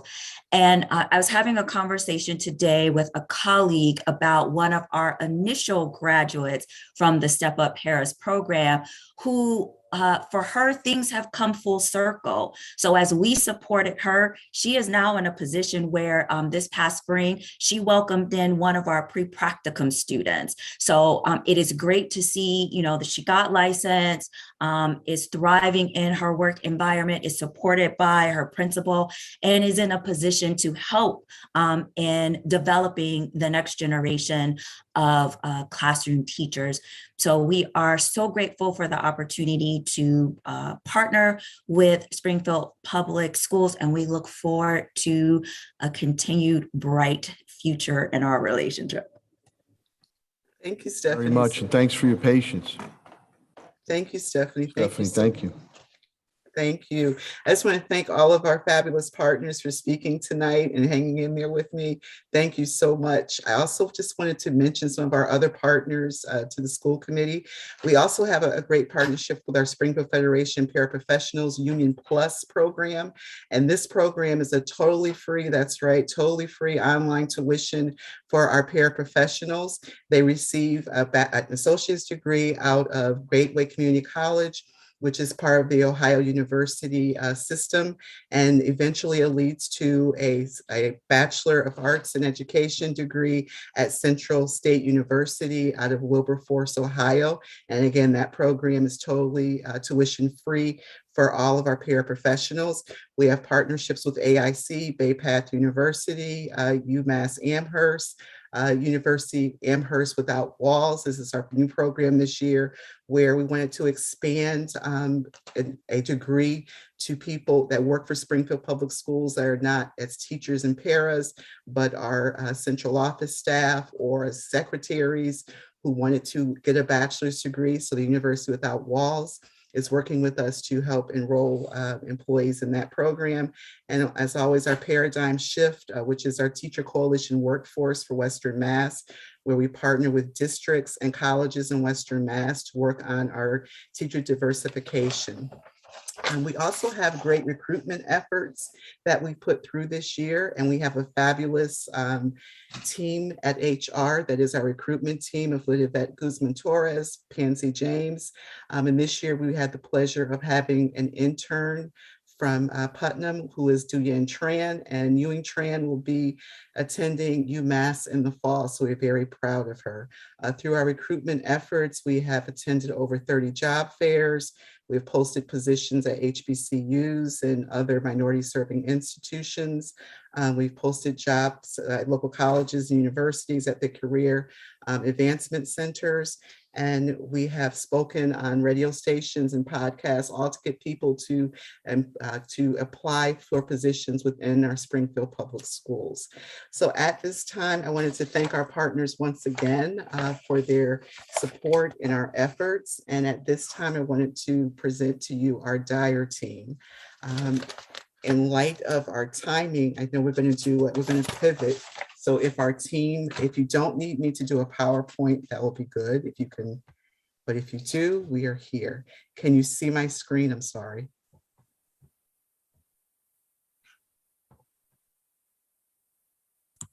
No, we can't, Val. Okay. The host disabled the screen. So since we don't have our PowerPoint, we're going to have to pivot to Plan B. So I hope you have your notes with you so we can do our presentation. But I just wanted to inform you that the establishment of Dyer was an idea that came out of the Alana Group, which is the African American, Latino, Asian, and Native American educators in Springfield. It was an idea that Alana had, the Springfield Public Schools Administration had, our Springfield community, the Pioneer Valley Project, Black Lives Matter, and the Massachusetts Department of Elementary and Secondary Education. So in 2020, a collaboration between the Springfield Education Association, the Springfield Federation of Paraprofessionals, the Pioneer Valley Project, and the Springfield Public Schools was created. We had a focus on 4 areas, which were policies and procedures, professional development, curriculum, recruiting, hiring, and retention. And next year, we will have a new subcommittee for Portrait of a Graduate for a subcommittee. The goal of the Dyer Committee was to transform the school and culture, to confront institutional racism, and promote academic excellence. So our first presenter tonight will be our Chief Schools Officer, Darcia Milner, who will just give you an overview of the policies and procedures for Dyer. Thank you, Valerie. Good evening, everyone. One of the subcommittees, as Valerie mentioned, is Policies and Procedures. That committee is chaired by Teresa Bryant, an adjustment counselor from Glickman Elementary, and myself, Darcia Milner, Chief Schools Officer for Zone 1. Can everyone see my screen? Yes? Okay. Yes. The overarching statement and impact goal for our Policies and Procedures Committee is all district employees, educators, and administrators understand the historical and systemic racial injustices and inequities that exist in our society and ensure that they're not replicated in the work sites, classroom, schools, or within our district. The first sub-goal of our committee is the school policies the team felt needed to be looked at. This was in discussion with our former assistant superintendent, and they thought the ones to look at were the code of conduct and the uniform policy. They were interested in looking at these policies. They wanted to make sure that they didn't exacerbate the racial inequities that exist in our school systems across the country, not just in ours. Sub-goal number 2 was to develop a policy to deal with microaggressions that can often go awry by administrators to unit members and between unit members to unit members. And the rest of this slide basically are just talking points around what microaggressions are, how to reduce those, and how to stop microaggressions at work. Our sub-goal 3, which I'm very happy to report, is to develop school-based dire teams in our schools. The team actually went through a number of vendors. We vetted vendors on how to help support us in getting this work, hitting the ground running around developing educators and staff around what this is going to look like within our schools. So we actually settled on 2 vendors, one named CLE, the Center for Leadership and Educational Equity, and the Equity Literacy Institute, facilitated by Paul Gorski. We believe that not only one of these vendors could support our mission and vision with creating these school-based dire teams. So what we did was we actually pulled a number of things from both proposals that would assist us in working on our goals. A big part of the deeper dive, the next school year, and getting that work started, we have 9 schools ready to create teams that implement that work. And those schools are Bolin, Brunton, Central, Conservatory, Dorman, Harena, Glickman, STEM, and Talmadge. Many of these particular schools were actually chosen because many of the facilitators actually sit on the larger dire group. So they would actually work in collaboration with the principal. Once these postings go out, the postings have been created, still working on them. And 2 letters have been created. One of the history of the work of dire, and the second letter is it's an overarching view of what our intent is, how we plan to implement this work moving forward within these schools. Some of that work that I talked about, this is a draft form. The goal is ultimately to continuously work to improve the overall culture in our schools, the academic and social outcomes for students and staff of color through a variety of methods. Some of those methods are providing professional development for staff. Stefania Rochella will give you more specificity around what that's going to look like from our vendors and how we're going to develop those teams at the school-based levels. Educate and empower students by providing opportunities and empowering those voices of our students of color through clubs, organizations, facilitated conversations, and leadership conferences. And we'd like to also engage our families and community. And we work closely with, a lot of this is going hand in hand with Portrait of a Graduate and our strategic plan and reimagining schools. So I'm personally very excited to be a part of this initiative. It's near and dear to my heart, obviously, being a woman of color, a leader of color, and how I can best support the district in getting this train moving. So I'm very excited to to actually be part of this work. And I initially wasn't a part of the team originally. A lot of work has happened since I've joined. So I just like to thank the superintendent and all the members of the Dyer Committee in advance for the work that we're going to do to improve the district. Thank you, Darcia. Thanks, Ms. Miller. The second subgroup has to do with professional development, and Darcia had mentioned some of it. We wanted to educate administrators and staff on issues of diversity, inclusion, and racial equity through ongoing PD. We've trained all secondary educators, paraprofessionals with the Dr. Khalees Warnham training. The school committee was also able to be trained by her, and this coming year, we will be training all elementary teachers and paraprofessionals. Moving forward in the 22-23 school year, we will be working with the Center for Leadership and Equity, which was CLE. And all administrators will be getting 12 hours of the anti-racist leadership competency training.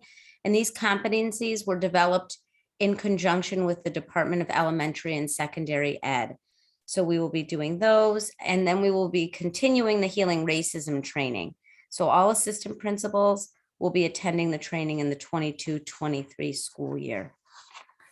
When we talk about our second goal, we want to provide the professional development to ensure that people have the skills to be considered as a racial or a social justice facilitator on the Dyer team and in their schools.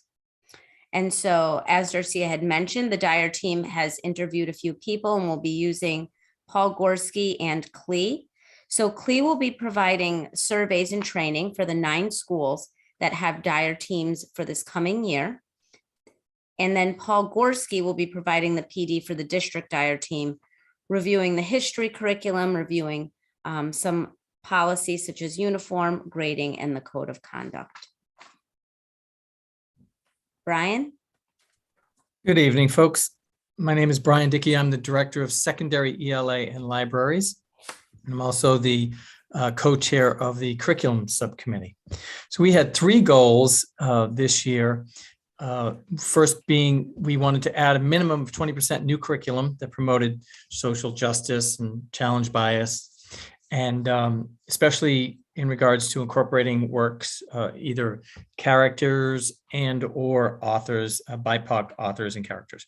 And that's exactly what we accomplished this year, which is exciting. We have incorporated 20% new curriculum in secondary ELA, grades 6 through 12, including 17 new anchor texts and many supplemental resources as well. Superintendent Warwick also awarded us $170,000 for libraries to research, vet, and curate new diverse collections. Goal 2 was that we were going to have at least 4 schools try to incorporate kind of a project-based learning, Dyer projects across content areas. So using standards-based instruction, but with that lens of that Dyer lens. And we accomplished 3 schools actually created Dyer projects, STEM Middle, Central, and Public Day Middle. Everything from project-based learning and projects with the child soldiers in Africa to access to clean water and what that means as an equity issue in America and the world. So that was exciting as well. What we didn't get to do is meet in a diversity night. COVID restrictions didn't allow us to do that. And we're hoping we can certainly do that next year when we continue and expand these Dyer projects in all the schools. Goals 3 was that we were going to train all of our secondary ELA teachers and librarians in having courageous conversations in regard to sensitive materials in literature. And we did just that. Last year we had professional development in August that trained most, if not all of our teachers. We continue that work in PLCs in most of the schools, and we will continue that this year as well. We also have book studies that we continue with all of our coaches, ILSs, chairs, and librarians. So the next steps for us in our curriculum committee is that we are going to try to increase the membership, especially in regards to pre-K and elementary. And we just got Laura Menz on board recently, my colleague. And so that's exciting. We are going to try to create the goals for elementary to try to recreate those secondary successes that we've had this year. And again, this August, a required deeper dive into courageous conversations around text for all educators in ELA, which is exciting, and continue the book studies as well, and then really expand the Dyer Committee to include the BIPOC LGBTQIA population, as there is a significant amount of our students that identify as such. So exciting stuff going on in curriculum. Thank you.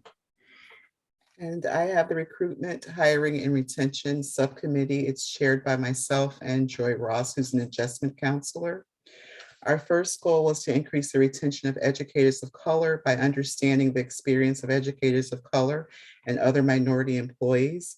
Our accomplishment this year was effective educator coaches were hired to support diverse teachers. And our next steps for next year is to establish affinity groups with our teachers.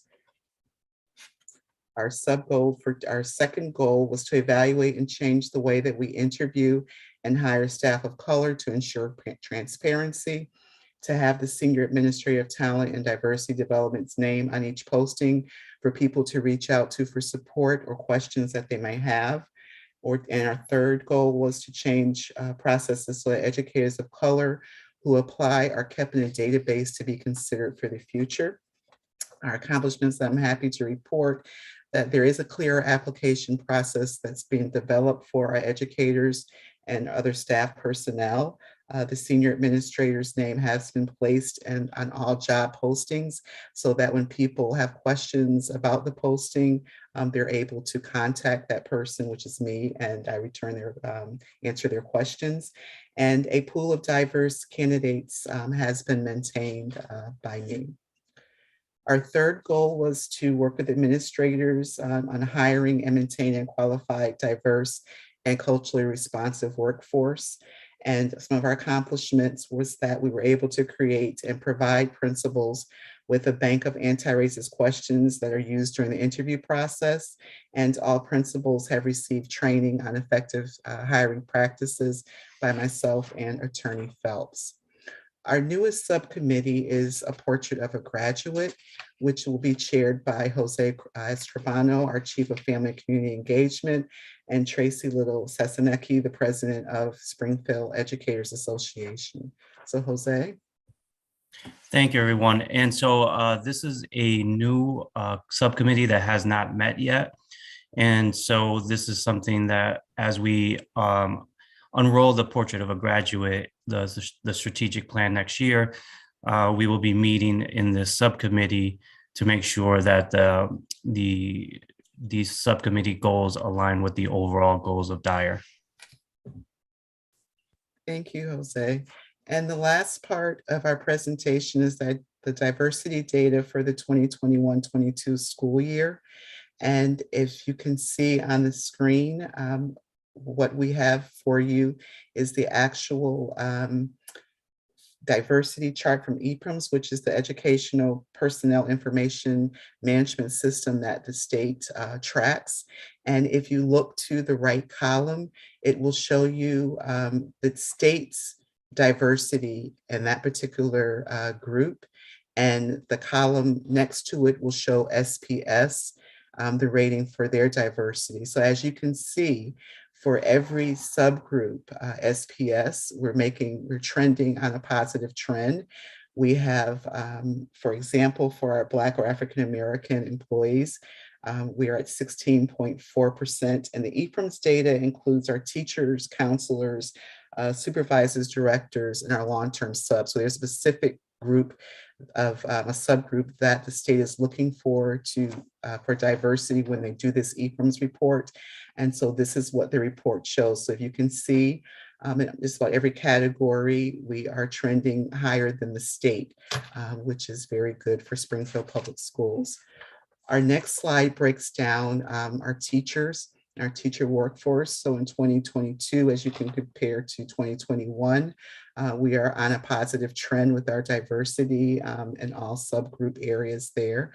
And we're continuing this trend for next year. Our next slide was our paraprofessionals. And as you can see, each of our categories, we're going in the right direction. And we're proud of our accomplishments that we have achieved thus far with our recruitment and retention of staff, especially our staff of diversity.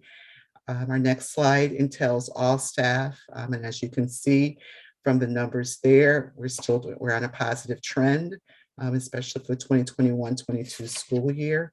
And our last slide would be our administrators. And you can see the trend upward towards each subgroup that is listed there. And that concludes our report this evening. Thank you, Ms. Williams. Thank you, Valerie, and the whole team, and Jose and Tracy that prior to you. I don't know if there's any questions or comments from school committee members or Superintendent Warwick. Mr. Mayor, Ms. Gresham. do we have those slides, the handout? Are they in the packets, We only Patty? got one. They should be in We the don't have packet. the full, yeah, but Barb, this one here.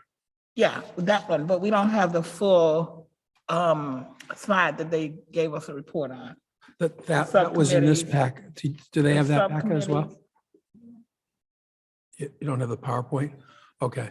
So Val, could we get it to Patty and we'll send the PowerPoint out to everyone? Yeah. We can do that. Absolutely. Thanks, Barb. Yes. Very good job too. I just had a friend that was a para. Yes. She just graduated and she's a teacher now. So Oh, that's great. that's good. Yes. Thank you, Ms. Gresham. Thank you, Ms. Williams. Any other questions? Ms. Naylor? I hate to even have a comment or a question. It's almost 9 o'clock, but that's all okay. right. First of all, a good job on everything that you all are doing. And I love that the added aspect of the family engagement piece and everything, and having Mr. Escribano on board with that. I know that at one point that we had school committee members that were engaging in the work, not just the folks that were on the Dyer committee, but actually, I think it was like 4 or 5 of us maybe that were involved.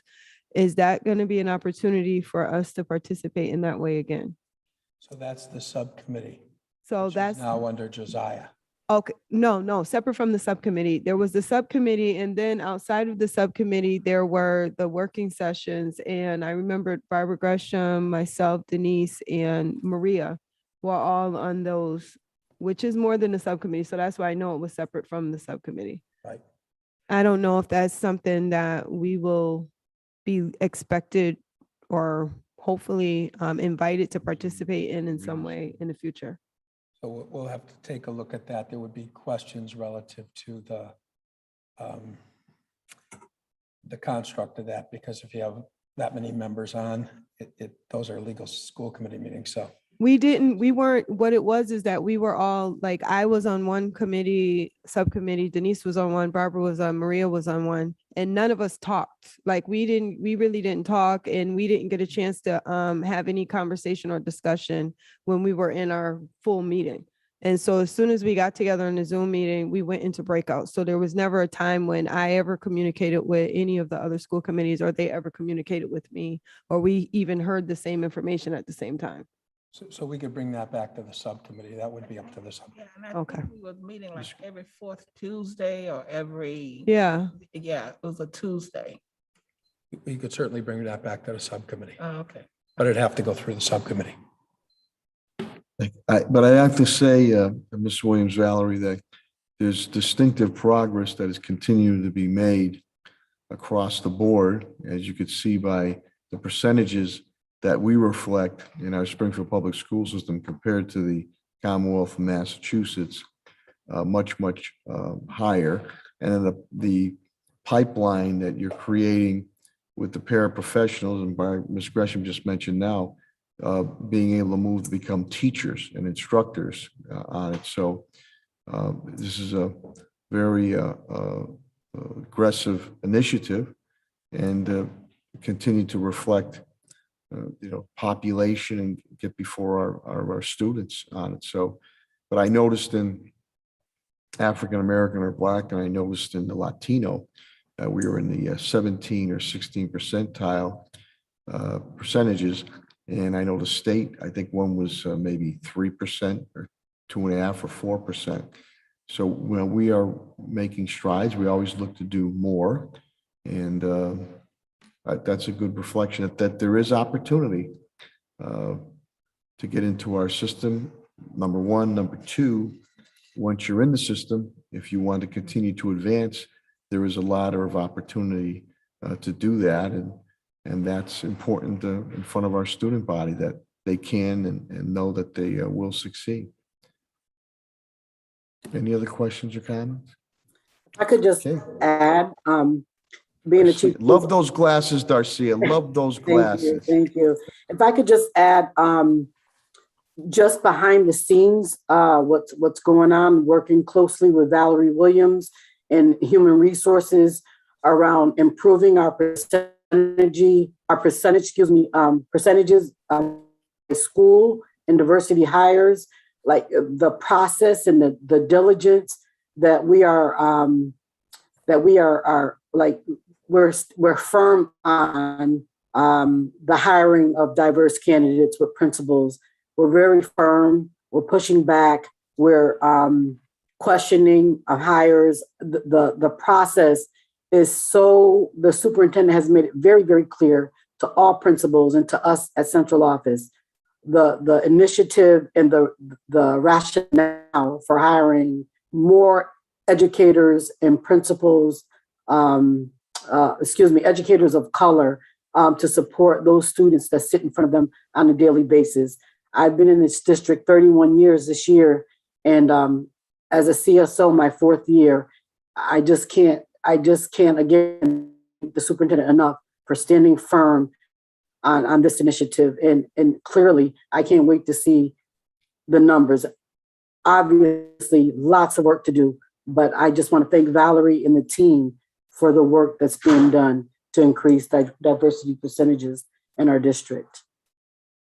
Thank you. And I want to also elaborate. You are an outstanding example of that ladder, all the way from a paraprofessional into the hierarchy of administration in our Springfield public school system. So that's quite a testament, not only to yourself, but the opportunities that are being put forth here in the Springfield public school systems to move upward. And that's a great reflection. But you stand as an outstanding example of that, and we thank you very much with those great glasses. Thank you. Okay. Any other questions or comments?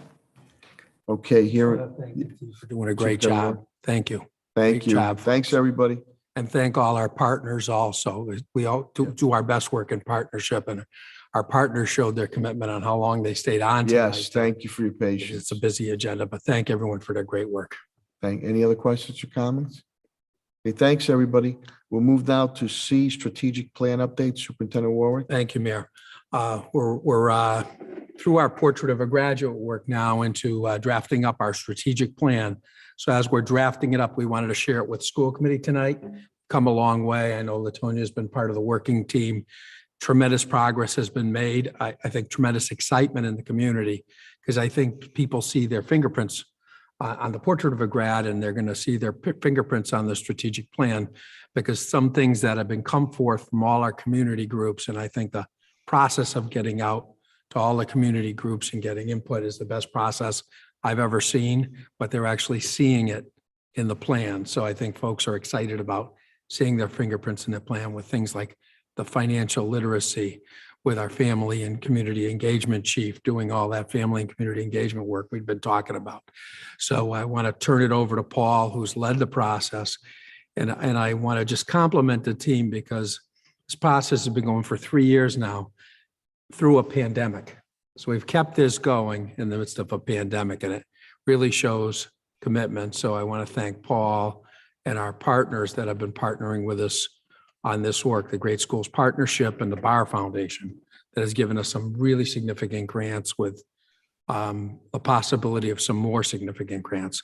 So without further ado, I want to turn it over to Paul and thank him for his great work on this. Thanks, Scott. Good evening. Thanks, Superintendent, and thanks, School Committee. I think I'm batting ninth tonight, so I'm going to try to be quick. You know, I will say that in your packet, I believe you have a complete copy of the strategic plan. Can you guys hear me okay, by the way? Yes. Yes. Okay, just making sure. So I believe you have a full copy of the strategic plan. So clearly we're not going to go through all of that tonight, but I want to give you the highlights. And so just to say where we are in the process. This is our first full draft of the Springfield Public Schools next strategic plan, what you have in your packet, and I'm going to give you the highlights tonight.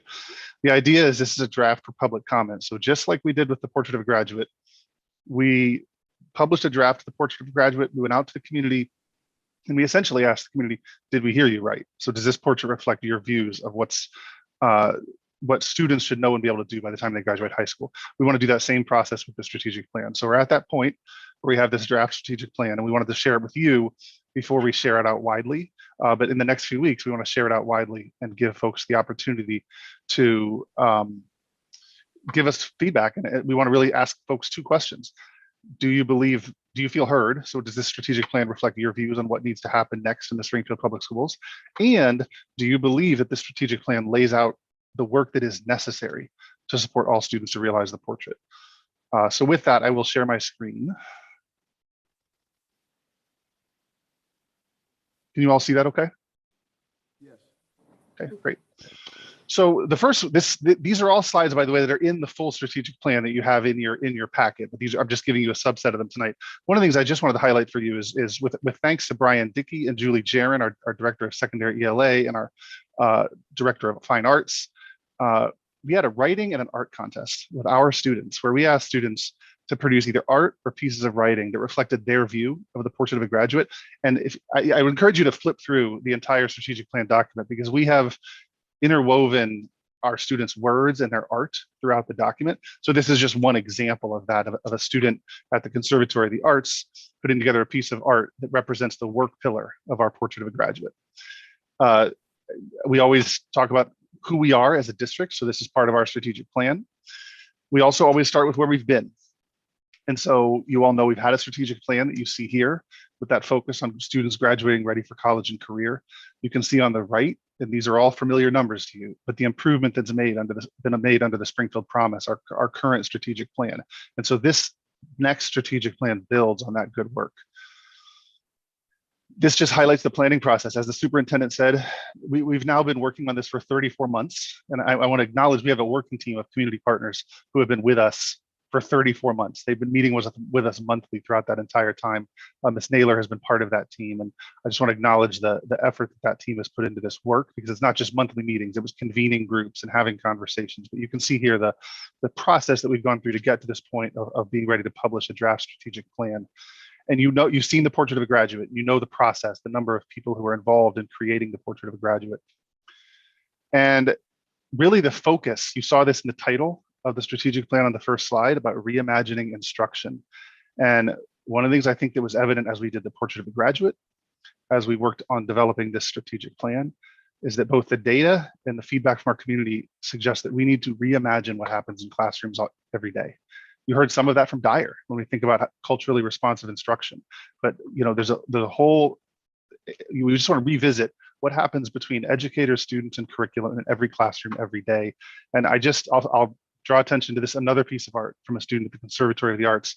And I just want to highlight the third sentence in there. The writing you see from the student here is their artist statement explaining their piece of work. And I just want to highlight the student saying, no child should see learning as dull and gray. They should have stars in their eyes and view learning as an opportunity to accomplish more than what they may be told they're capable of. That's the essence of our strategic plan, is reimagining instruction so that students don't feel that learning is dull and gray.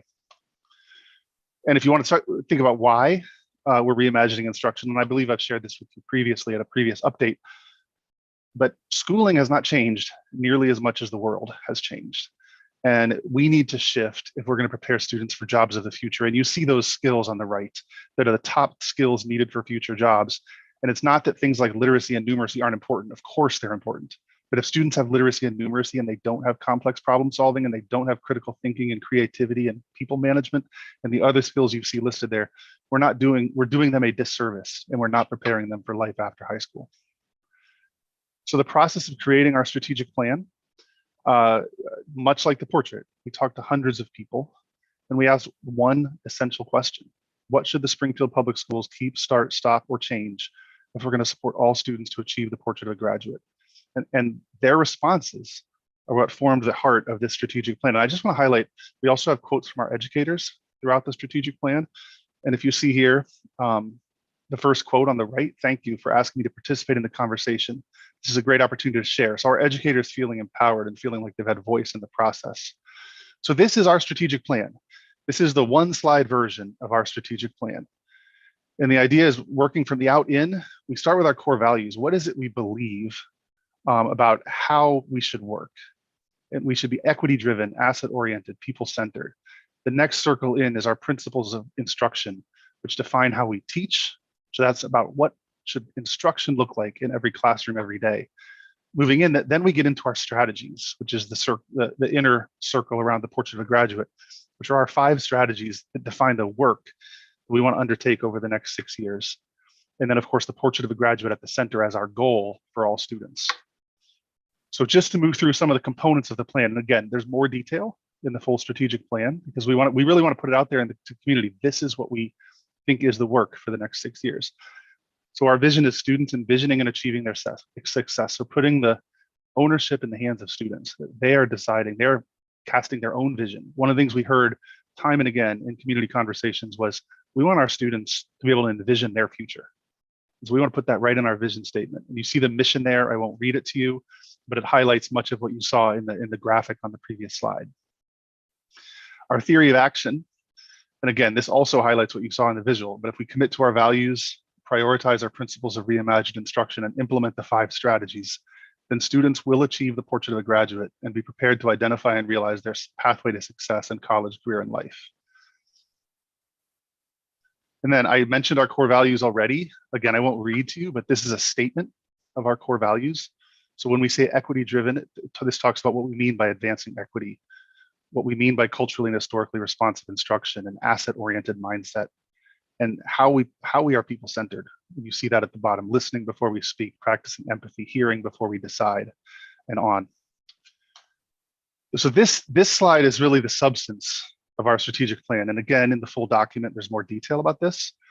But on the left, you see our principles of reimagined instruction.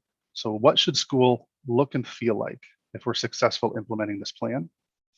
And on the right, you see our strategies, which is the work that we'll do over the next 6 years. The idea here is if we do these strategies you see on the right, all of our classrooms will reflect the principles you see on the left. So you'll see purposeful teaching, you'll see empowered learners, you'll see culturally responsive instruction, collaborative learning environments, and joyful and meaningful learning. That was very important to us, this idea of joyful. I go back to that student's statement about their artwork, that learning should not be dull and gray. Students should be excited. They should have stars in their eyes thinking about what they're learning. And then the strategies: reimagining schooling, prioritizing our students' well-being, expanding partnerships. So Jose, as we already talked about, the ways in which our new Family and Community Engagement Office and under Jose's leadership is really diving into that work. Empowering educators. We heard a lot about empowering educators in the presentation on Dyer this evening, and then transforming systems. You can't do the first 4 strategies if there aren't changes to systems, structures, and processes. And then our process for reimagining school. One of the things that I think is somewhat unique about this strategic plan for us is it's not one size fits all for every school. So yes, we're going to have a set of district strategies and a set of district expectations about what school should look like. But within that, over the next 6 years, every school will participate in a cohort and move through a process of doing a reimagining process in their building with their educators, with their parents, with their students, and thinking about what does it look like in their school to implement this strategic plan and to support all students to realize the portrait of a graduate. So that piece is essential, that it's district guidance and expectation, but school-based innovation and creativity. And lastly, of course, our strategic plan talks about, well, how are we going to measure success? And again, there's more in the full document, but this is a summary of how we're thinking about targets and measurement. And of course, MCAS remains part of our goals: attendance, graduation, dropout. But you also see on the right, we're thinking about new measures that we need to start doing. The first 2 I'll highlight. We need to do regular surveys of students and families. Literally, I'll describe them as customer satisfaction surveys. Are students and families satisfied with the experience they're having in our school system? Because that should be really important to whether or not we're being effective in implementing the strategic plan. And you see other indicators here as well that we're working on developing. For example, post-secondary success. We have lots of data on our students who go to college. We have very little data on our students who either join the military or enter the workforce or enter training programs outside of the college setting. And so what are the ways in which we can start measuring that so we get a better sense of whether we're actually hitting our goal of students achieving college, career, and life success? So that really that's the summary version of our strategic plan. And you have the full version, but we wanted to just share this with you this evening before we go out broadly and share the whole document with the community. And I want to say too, we will share the entire document. It'll be on our website, and we'll make sure it's out there and available for folks in the community. We're also working on an abbreviated version. So I'll call it the brochure version of our strategic plan, so that folks can access this plan and the content of the plan in different ways. And with that, I'll stop sharing and just ask if there's any questions. Thank you, Mr. Foster. Thank you, Stats. Any questions or comments? Ms. Naylor? Paul, will you also provide for folks the context of what the Portrait of a Graduate was and how it came to be? Not necessarily a lengthy document. It could be like a one-page or a diagram, but I think it's important for folks to really understand, if they're not so close to it, that it was really a community effort of so many different stakeholders and the length of time that you all put into making sure that that happened. And it would, to me, it would just it would give a different taste for the naysayers who have the mindset of, we never include the community, we never do this, we never do that. But here we are doing it for 34 months, and it's been progress. It's been recognized that a lot of things that have come out of Portrait of a Graduate are happening. People are excited about it. They're inviting us to do interviews, to talk about financial literacy, to talk about the computer sciences and all the other things that have come out of those conversations in those rooms. Yeah, absolutely. Thanks for that. We have some of that in the plan already. I didn't walk through all of that tonight, but when you look at the sort of full plan, our hope is that we're really telling that story. So, and as you look at it, let me know, if there's ways in which there's things we could add or amplify in the document. I think we want to do that, because 100% we want to tell that story of how we got here. Thank you, Ms. Naylor. Thank you, Stats. Any other questions or comments? Okay, hearing none, we'll move to reports of standing committees. Student relation, parent concerns, Ms. Gresham? Yes, Mr. Mayor, we reported already on that one. Yep, thank you. Thank you, Ms. Gresham. Any questions or comments? B is Building and Maintenance Committee, Vice Chair Collins? No report. Thank you. C is Legislative Contracts Committee. Unfortunately, Mr. Gonzalez is unable to attend this evening. D is Curriculum Programs Committee. Ms. Hurst had to leave. Budget and Finance, Vice Chair Collins? We covered the items in the agenda, Mr. Mayor. Thank you. No, any questions or comments? F is Vocational Education Committee. Attorney Murphy had to leave the meeting. G is Technology Committee. Ms. Monroe Naylor? No report. Thank you very much. H is School Safety Committee. Ms. Gresham? No report, Mr. Mayor. Thank you. I is Diversity, Equity, Inclusion. Mr. Gonzalez unfortunately is unable to attend this evening. I don't know. Report of the student superintendents of this, the report of the student representative to the school committee, Nathaniel Claudio. We are very proud to give him his diploma last week from Putnam Vocational Technical Academy. He's graduated, and we congratulate him. So I don't know, he's always very dedicated if Mr. Claudio is on. He's not obligated now, he's graduated, but thank you, Nathaniel, and continued success. Report of the superintendent. Superintendent Warwick, please. Thank you, Mayor. I have a brief report. Just wanted to give you a preschool update. The preschool enrollment is our highest ever. And because we've expanded the program so much, there's only 15 students on the wait list. We're making placements for everyone as they, oh yeah, no, it's incredible. But we have the spaces to put them in, and we're again able to put the students in their neighborhood schools first for 4-year-olds. We've created 3 centers for our 3-year-olds through the city to provide plenty of opportunities for them. So most of those neighborhood schools, some of them are filling up right away, and it's really going good. And like I say, our enrollment's much higher. We're also going to start a Chapter 74 program, which we're really excited about at SciTech. SciTech's going to have 3 Chapter 74 programs next year. One of them is going to be a preschool program. And we're going to set up a preschool class at SciTech to be used. And then we can get, some of our kids into that para to teacher pipeline and hire them out of the preschool program into our para pipeline and then develop them as teachers. So that's really exciting. Superintendent Ward, can I just clarify, viewing audience, maybe someone might not know, Chapter 74, again, we're going to mimic or mirror what's going on at Putnam Vocational Technical Academy, one of the top vocational technical academies, not only in the Commonwealth, but in the nation. So we're going to partner that with SciTech, which is fantastic. SciTech and Central are both going to have Chapter 74 programs next year.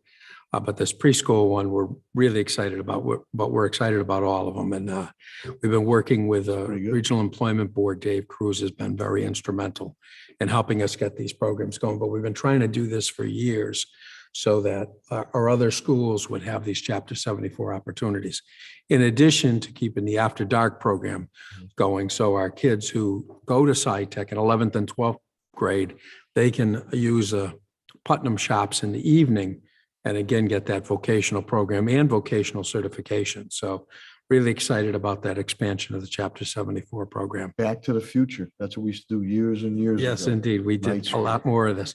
Plus using the program at night. We've done a lot of training at night at Putnam, which used to be done also. So those are positive things. School building update. We had a school building commission meeting this week, and we met out on site at the Berry Swan.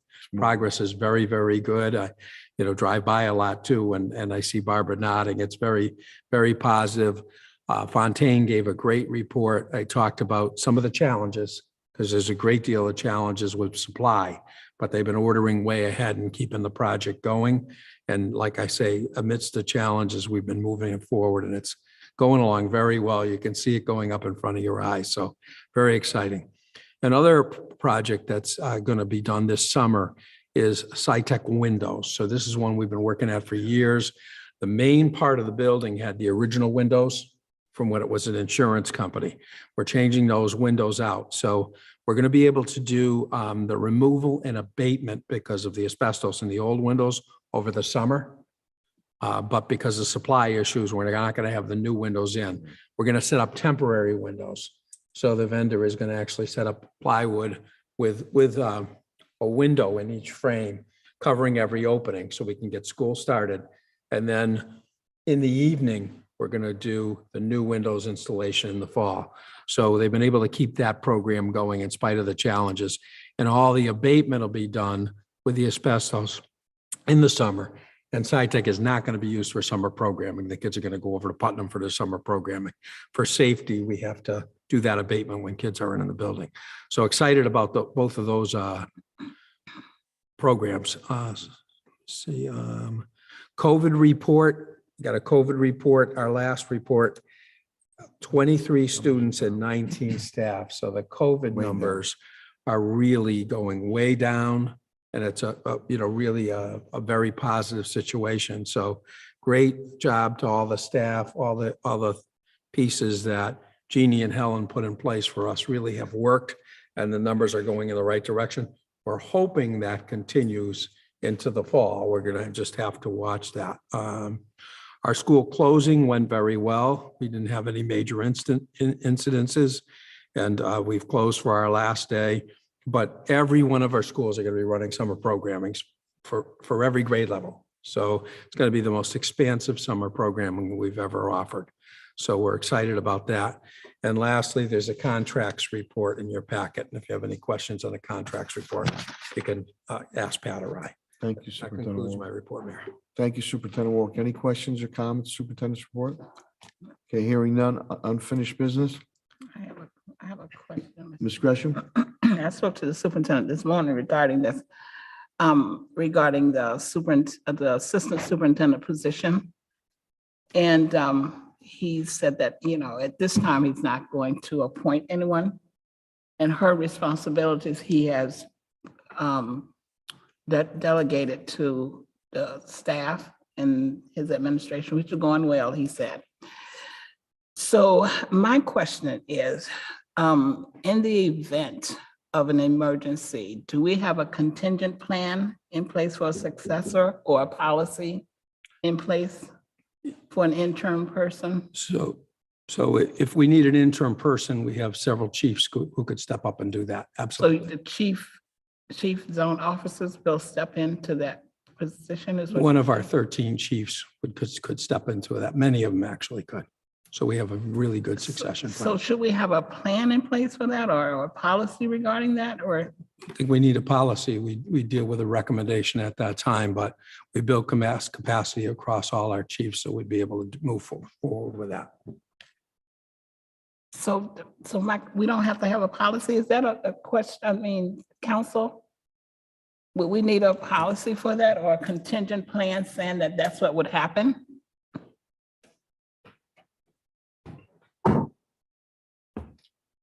I'm not aware of such a requirement or of such a plan.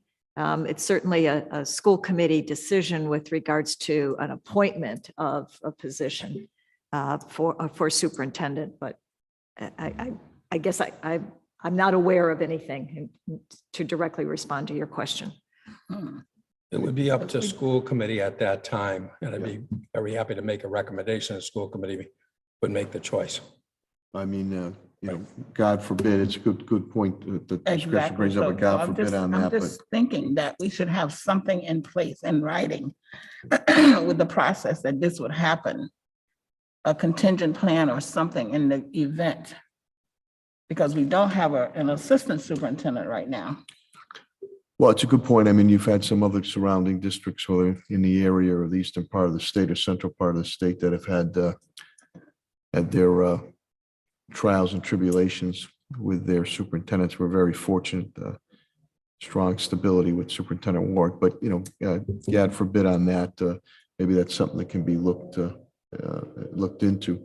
Attorney Phelps? Just a point of clarification in response to Ms. Gresham's comment.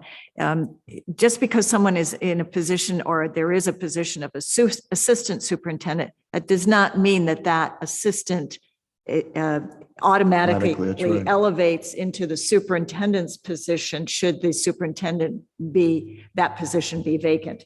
So it's not an automatic. It would still require a school committee vote to select an interim superintendent. Again, it's not an automatic ascension from the assistant superintendent to superintendent.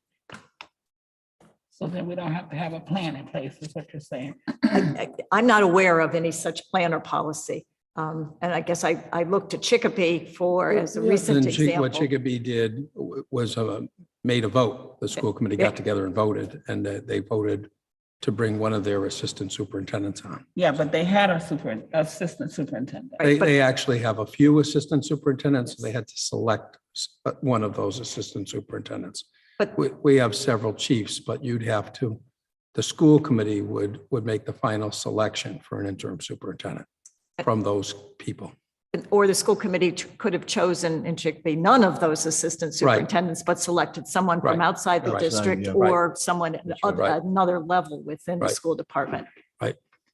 I'm just happy that we have a stability and continuity here, unlike some of those other districts. But that's a good point to bring up and to clarify. All right, thank you. Thank you, Ms. Gresham. Any other unfinished business? Okay, moving to new business. There's something on. Sure. Actually, Vice it's Chair. a perfect example of why this is on there.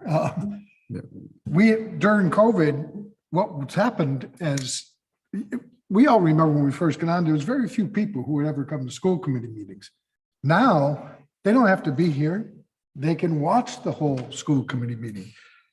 And the people who are watching the meeting should know what we're going to talk about. This was a perfect example of, if someone looked at our agenda, they wouldn't, and it's a worthwhile discussion. It's a really good point. But they wouldn't know that we were talking about it. If we had put on our agenda under new business, discussion of what happens if the superintendent becomes incapacitated, then they would know that we're going to distrust that. Sorry about that, but it's the reality of what. But so in order to make sure, since we now have many more people viewing our. You're very dramatic there. Well, we do. We have a lot more people viewing our meetings, knowing what's going on. we should be following the process that is in place where we tell people what we're going to discuss.